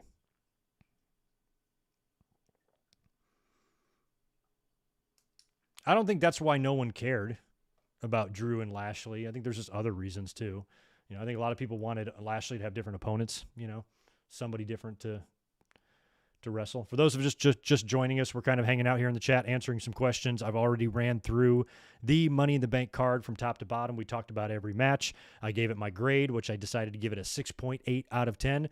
Wasn't great, but if you're curious about my individual thoughts on all these matches, you can scroll back a little bit and listen to that. Otherwise, we'll be talking about them a little bit sporadically here as I finish answering some questions and see how long people want to hang out and talk about tonight's pay-per-view and talk about tomorrow's Monday Night Raw. I don't know if WWE has put up any preview yet for Monday Night Raw. Not really sure.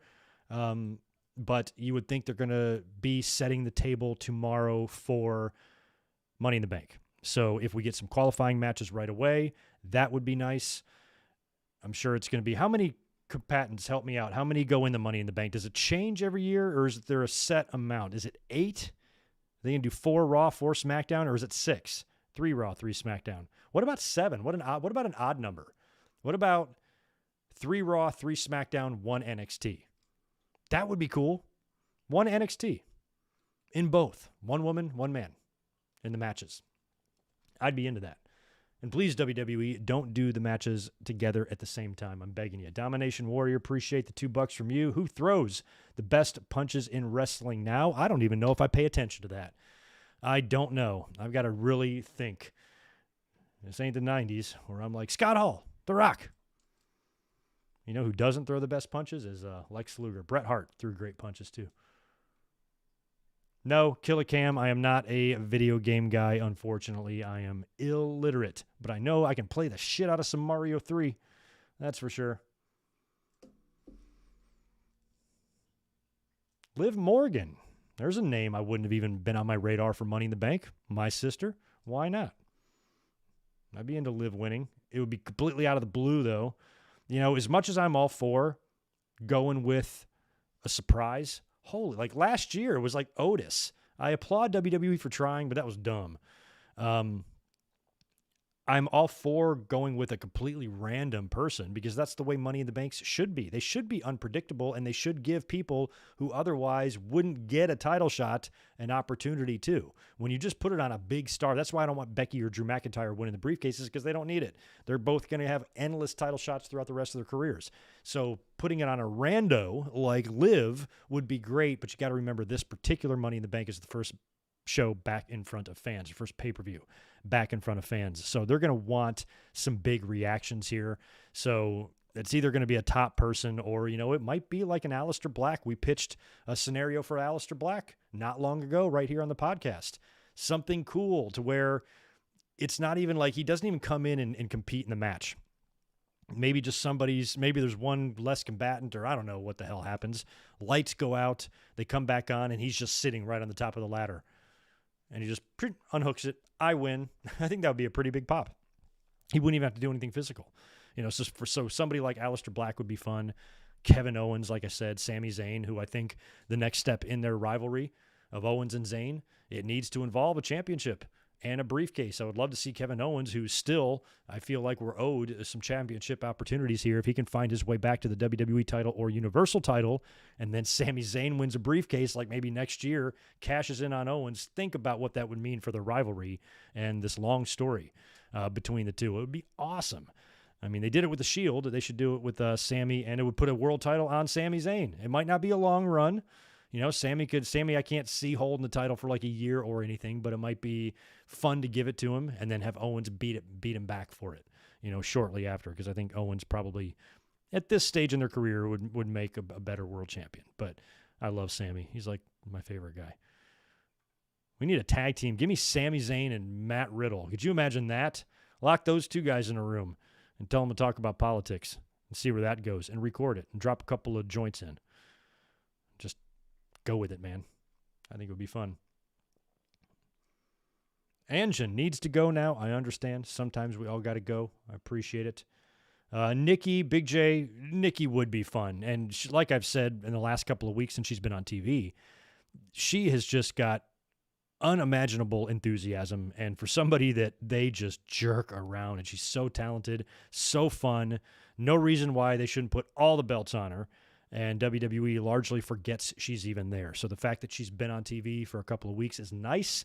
And again, if you're going to, I kind of shot down the idea of doing somebody really fun. As much as I love Liv Morgan, I think a lot of fans do too. If you are going to do a complete random name, if you think about Liv and you think about Nikki, I think the fans would pop more for Nikki.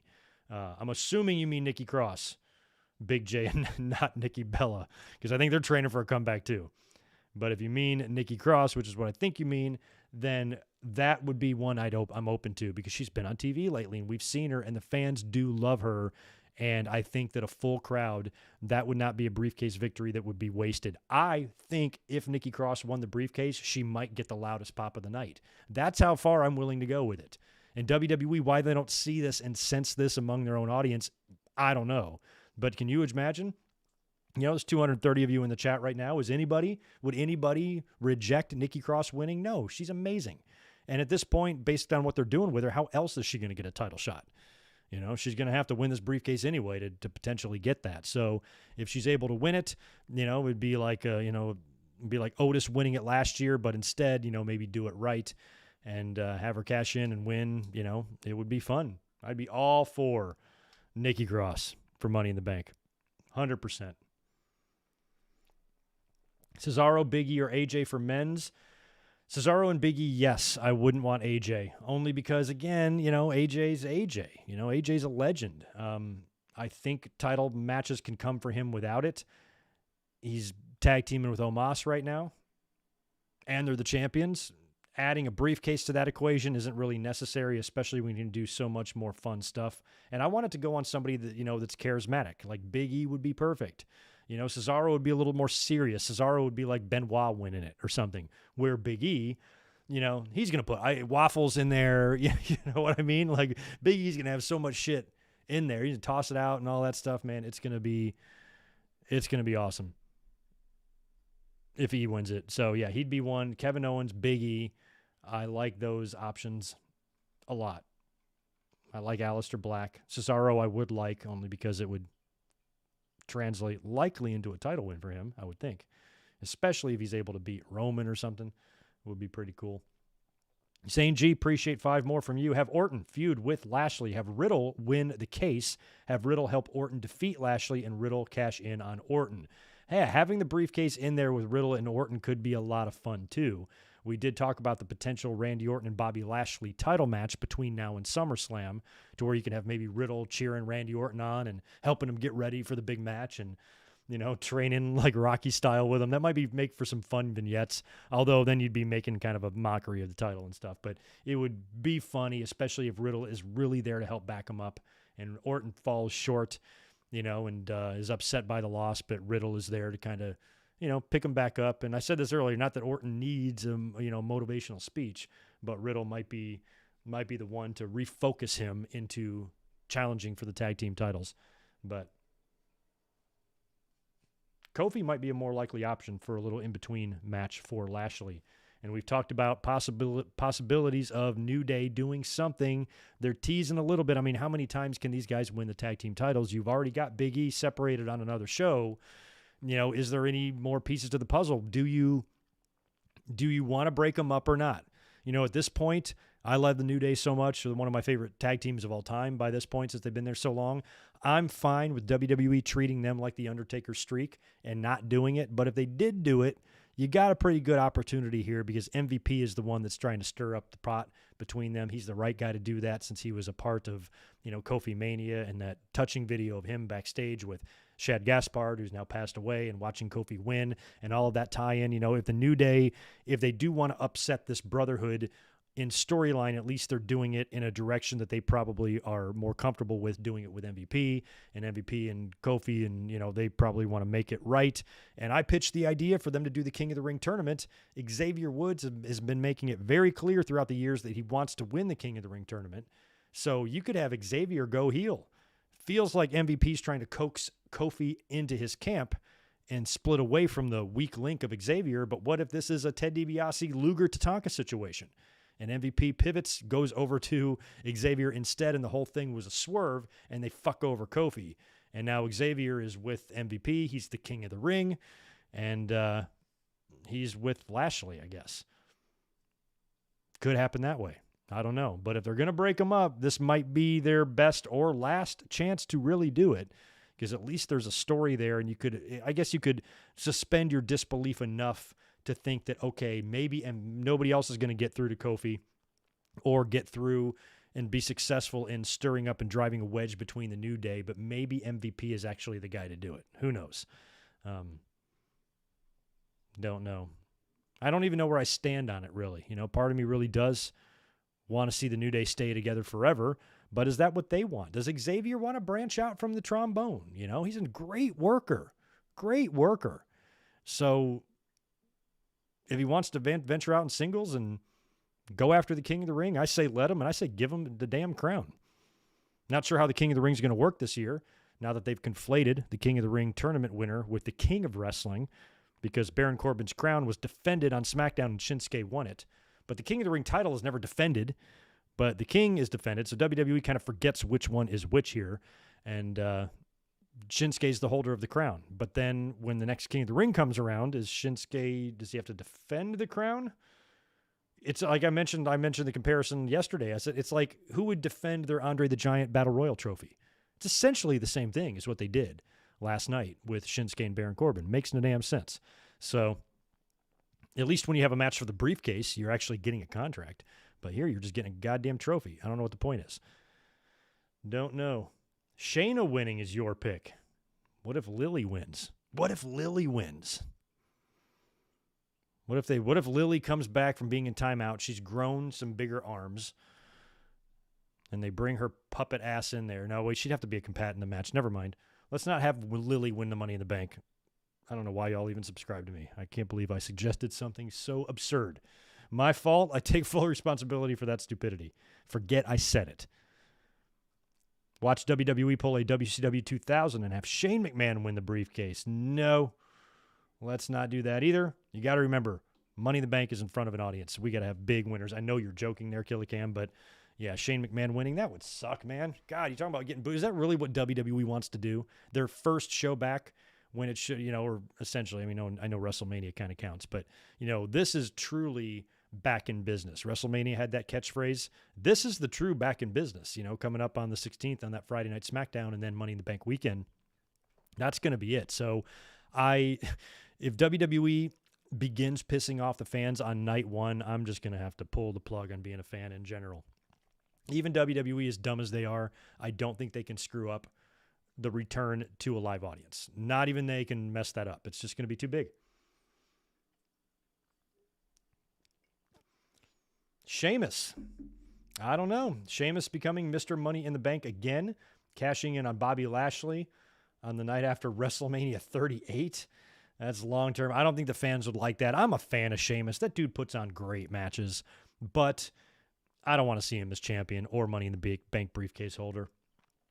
And if he wins at this upcoming one, the fans aren't going to want that either. Sheamus is good. I think Sheamus has the respect of the fans now. He's a veteran now, and he goes out there and he works, and he's got a rearranged face right now from what happened to him on Raw. But in terms of winning the briefcase and, being the champ, no, he had a run. He had not a run, but he had a title shots, against Drew earlier this year, right? And came up short on everything and put everybody over, put Lashley over. And I think a lot of WWE's thank you to him for all the hard work he did was giving him the U.S. title. So I don't think the Sheamus is like unworthy of a title or anything. It's just with the names you have in there right now, Sheamus isn't the guy I'm putting the title on. Sheamus, if you're listening, please don't bro kick me. I'm begging you. I like you. Just trying to be honest. Holy shit, Mike. Mae Young's hand is 21 years ago this year. What month did it happen? Can her hand drink? Can Mark Henry and Mae Young's hand drink? That's crazy. Speaking of 21, that's the drought that I'm going to go with. That's my SummerSlam drought. I'm going to SummerSlam this year, and the last time I was at a SummerSlam was 2000 in Raleigh. TLC match, Rock, Angle, Triple H, triple threat main event. Benoit, Jericho worked that show. Taker, Kane worked that show. I think, is it China won the Intercontinental title or Eddie? One of them did. Good stuff. 21-year drought. So if you were born when I went to SummerSlam the last time, you can drink alcohol now with Mae Young's hand. Y'all can go out together, get hammered.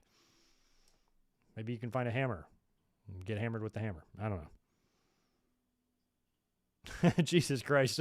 Mae Young's hand is literally 2 years younger than me. Yeah, that's insane. That's pretty crazy how fast the time goes. I mean, I know I've been watching wrestling since before Hogan came in. When Bab Backlund was still champion. Hell, Superstar Billy Graham was still champion. Jesus. Now look at where we are. Times have changed. Oh, wow, Victor. You were at SummerSlam in 98? That's pretty cool. Highway to hell.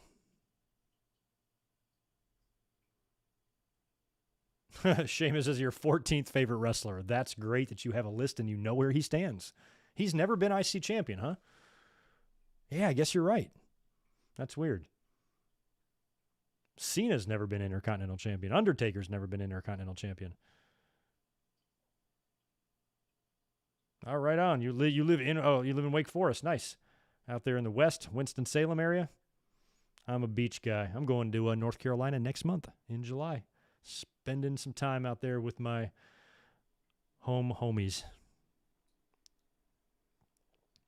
Wesley, you've got Lashley going all the way to Mania to face Brock. That's a long time away, man.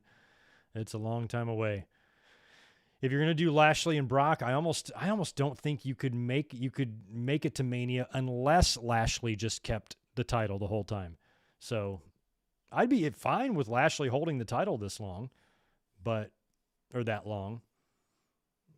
It feels like WWE just wouldn't. Although I don't know why. I think it'd be cool to have two champions that both hold the title for a year. Roman and Lashley. Rest in peace, Iron Mike Sharp. He was awesome. He's your 14th, huh? He might be a little higher up on my list. Definitely my favorite job guy. Even above Dwayne Gill and Horowitz and forgot his name, Chris Duffy. Forgot who else back in those 90s guys that I really liked, but Sharp was good. Sharp would pick up a win every now and then. I always have these memories of being up late at night watching like primetime wrestling years before Raw was on the air. And they'd just be like the dark house show matches from the Garden or from the Boston Garden or Philly or something. The dimly lit arenas, and Sharp would be working random matches. I think I watched Sharp and Scott Casey wrestle for 15 minutes, and Iron Mike Sharp won. Like, who the hell's watching this? I was. Man, back in the day, things were different. Nice. Mom lives near Carolina Beach. I actually worked on Carolina Beach. Also 20 years ago in 2001, I was a bartender right on a tiki bar out the pier into the ocean, right on CB, as we called it. Good old CB. Can't wait to see it again. Zane G, appreciate the 5 more from you. Would WWE go far as induct referees, maybe super fans into the Hall of Fame? I don't know. I feel like these days with the referees, no. I was going to make a comment about the referees earlier on, and I forgot. Super fans going into the Hall of Fame, probably not, because they haven't called me. So I think I'll probably be the first one to go in. No, I won't. It'll be that Vladimir guy. I don't know. I don't know if I'd even go down that road or not. I think you could put some personalities in, which they already do. But super fans, how many super fans are really known? Unless they wanted to do a Warrior Award for one of these guys or something like that. That could be something they could do, where they create an award kind of like the Warrior Award, but one that's given to somebody for their lifelong dedication to wrestling, or maybe it's somebody that's been to every single WrestleMania. I'm sure that person exists. There's probably more than one that's been to every single WrestleMania without missing one, except, well, I guess last year would count as missing it. But somebody like that, if they wanted to feature on a show or whatever, but actually coming out there and giving like a 30-minute speech, nah. But in terms of referees, I think they already missed the boat on that too. Like, Joey Morella, who passed away in 1994, Earl Hebner and, Jimmy Corderas and Mike Chioda and those guys. Back in the day, you cared. They would let you know who the referee was. You knew a little bit of. You knew who Jack Doan was, and even Brian Hebner and Earl and Chad Patton and all those guys. Now I was going to mention this tonight because I believe it was the Cesaro and Seth match. It took me like 3/4 of the way through the match to even realize that Jessica was the referee. And WWE has really actually accomplished what I think they set out to do, and they've really made the referees invisible. Because we remember a while back, a few years ago now, WWE wanted to stop referring to the referees by name, just call them the official. They just basically want to make them largely invisible and not important to the story.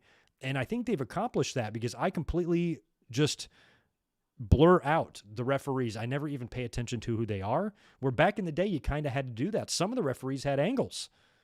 Triple H and Earl, I've actually seen the spot like 3 times in person. Earl and Triple H love to do the shoving spot, where Triple H would shove Earl, he'd hit the ropes, come back and shove Triple H, and Triple H would sell it. He'd go down like a ton of bricks.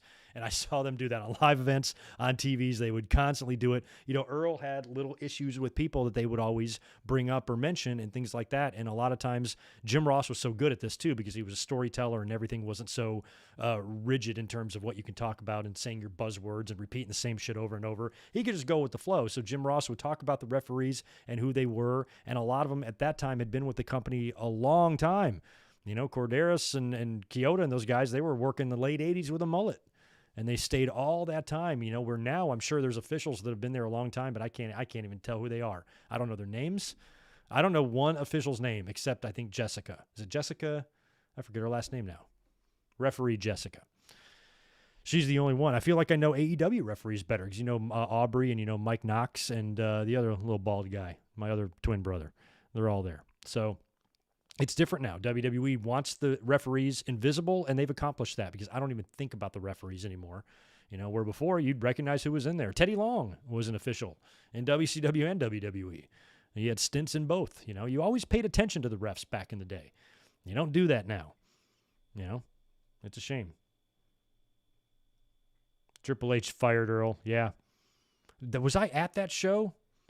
Oh, no. I was at one really near that when Chris Jericho won the title. It was either the week before or a couple weeks after. I was at a show in Richmond. Kendra Scott, go to sleep. What are you doing up? It's early for me. It's not even 10 o'clock yet, but I am going to be getting out of here in a minute. We'll be wrapping stuff up. Timmy White. Thank you, Gary Woods. That's another one. Timmy was awesome. And, he was Andre's manager and stuff, and he was a big part of the official team back in the day. You'll see Timmy on all of the 80s and 90s, pay-per-views and TV shows and stuff. He was a big part of it. Charles Robinson, thank you, How Weezy. He's the one. And John Cone, I should mention him. Randy Anderson and Nick Patrick. Well, Nick worked WWE. I don't think Anderson did. Pee-wee, did he come in or no? After the buyout? I don't even remember if Anderson was there. Charles Robinson is one I should have given credit to because he came over after the buyout, and he's been there ever since. So I don't know if my friend Daniel is in the chat or whatever. He knows him sort of. He's got some mutual friends with Little Nate, but I don't remember the connection. Dangerous Danny Davis. What an asshole. Oh, my God. I watched him in person get the shit beaten out of him by the Bulldogs and Tito. That was great stuff. Yeah, Chris winning the title was the same show because they even set it up, too. It was like Triple H, they brought him out there and they made him reverse the decision, but he's like, okay, I'll reverse the decision, but on one condition, as long as I'm a referee, you can never touch me. And as soon as he said that, I felt like they gave it away. And I'm like, oh, man, Earl, because I was watching it live that night, and I was like, as long as he's a referee, I'm like, he's talking to the bosses right here. And the first thing I thought, I'm like, he's going to fire him and kick his ass. And that's exactly what happened. Like, you're fired. And they beat the shit out of poor Earl.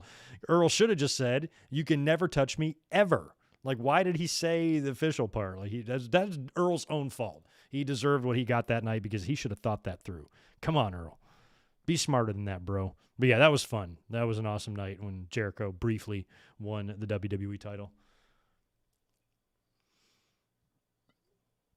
Armstrong, that's right. Yeah, he's still around too. So I guess there's a couple, but it's not like it used to be where I knew all of them. All of them. There wasn't one referee that I didn't know the first and last name of. Knew them all. Don't know shit now. Don't even notice the referees are in the ring half the time. Took me halfway through or more of Cesaro and Seth to realize it was Jessica in there. Same thing with the commentary now because everything's just so overproduced and they're just hammering shit into your head and repeating stuff and just so much nonsense and stuff that doesn't matter and just repeating the same crap that I've grown and somehow been able to learn to tune it out to where I don't even really hear the announcers. So that's nice to do sometimes because I very rarely care what they have to say. Ron Bass versus Italian Stallion. I like it.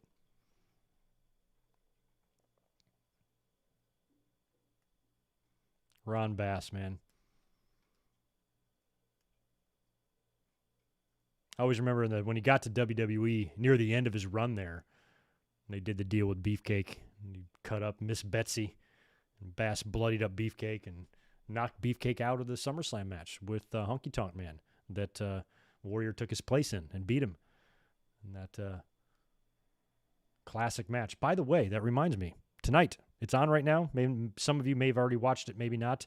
Mick Foley on Broken Skull Sessions. I'm going to take a look at that tonight. So tomorrow night on Raw, I will give you guys some comments on that. Should be good. I think it's 2 hours. And Foley and Austin go way back. So it should be fun to look at Mick Foley's career again. I mean, we just came off the A&E biography a couple of weeks ago that was very good. So we're probably going to get a rehash on a lot of that.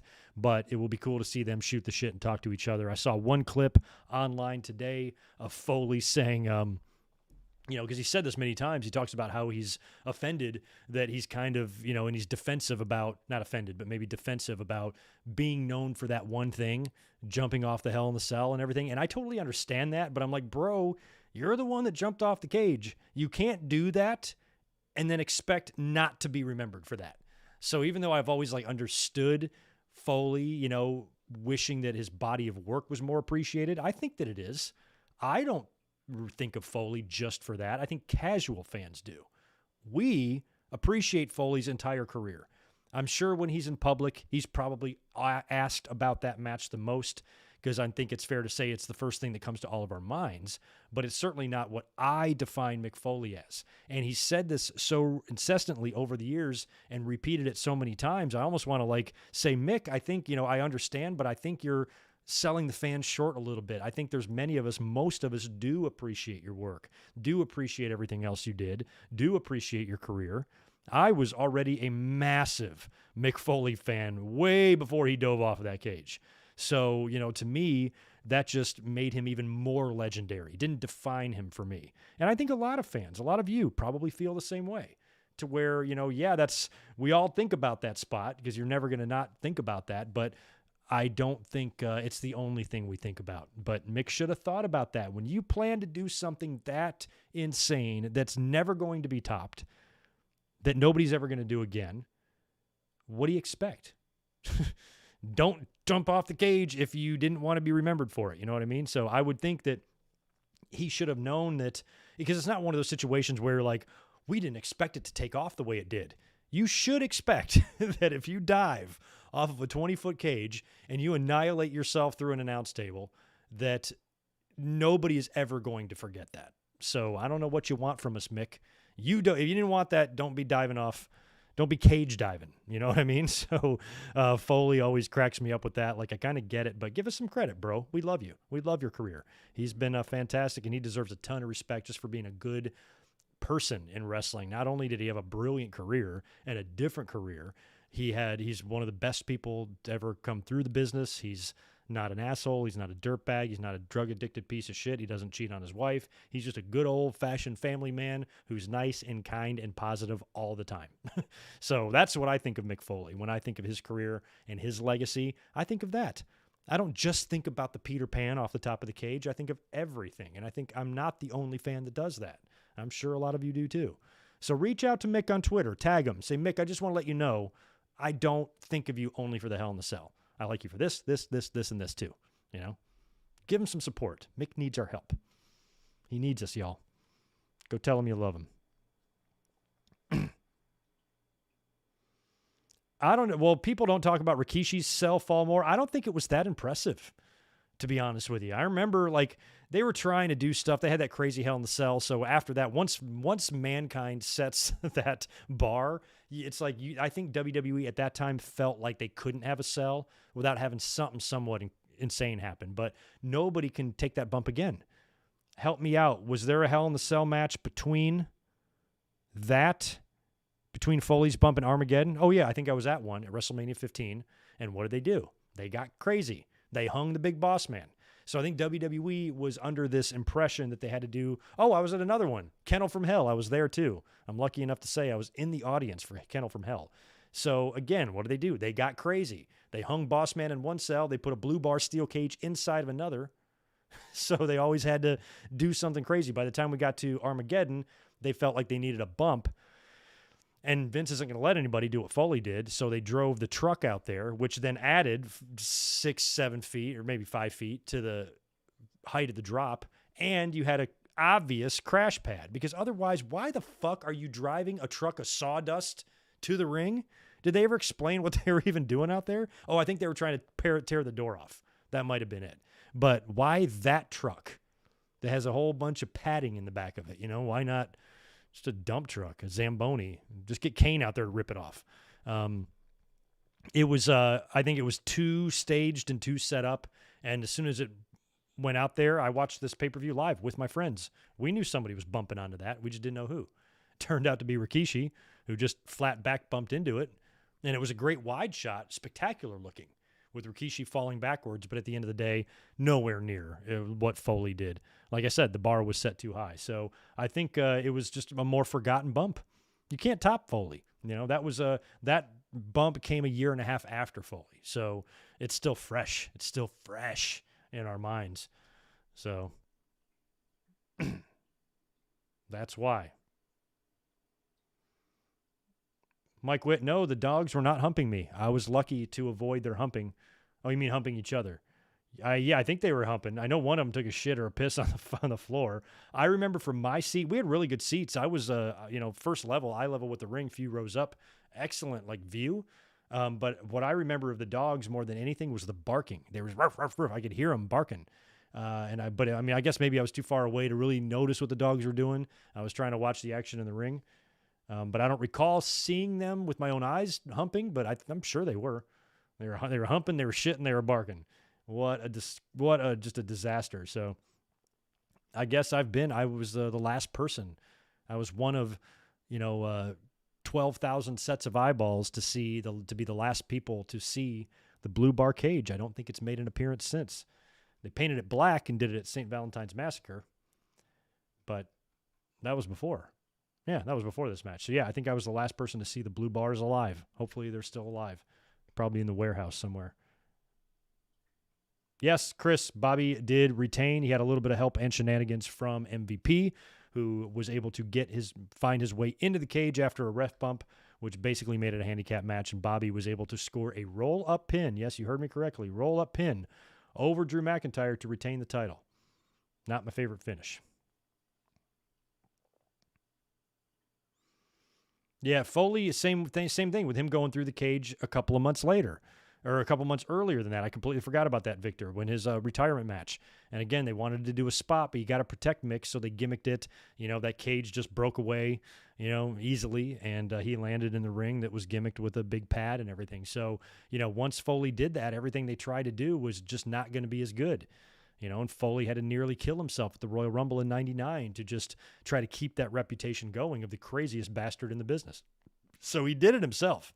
So he's, he shouldn't have done that crazy stuff if he didn't want to be remembered for it. Black Hell in the Cell would be cool. Might be tough to see a little bit because of the mesh, I think. I think that would be, it's hard to see the red. It can't be any worse than the red one. But just give me the old cage, man. Just give me the silver fucking cage that's not so big and reinforced. It looks like a doomsday bunker in that thing. Instead, the old one was just a little more grittier, and just had a little bit more of a brutal, barbaric vibe to it, an aesthetic, where now the thing looks like a Mattel toy. That's messed up. Anywho. I need to get out of here. We've been streaming for 2 hours now. I've had a long day. Father's Day, lots going on at work, and then I had to rush home, watch the pay-per-view, and come up and talk to you guys. So I'm going to take a break, have some dinner, go to sleep. I will be back here tomorrow night after Raw, so make sure you subscribe, tap that notifications bell, and be here tomorrow night. I will post a link to Raw probably sometime tomorrow afternoon, so keep a lookout there. Shoot over to Twitter if you're on that platform and follow me at GoodMikeWork and talk to me and tell me wrestling things. I want to hear from you, and if you're watching this on demand, let me know all your thoughts on Hell in the Cell in the comments below. You guys have a great rest of your evening. Thank you very much for being here. We'll catch you in 24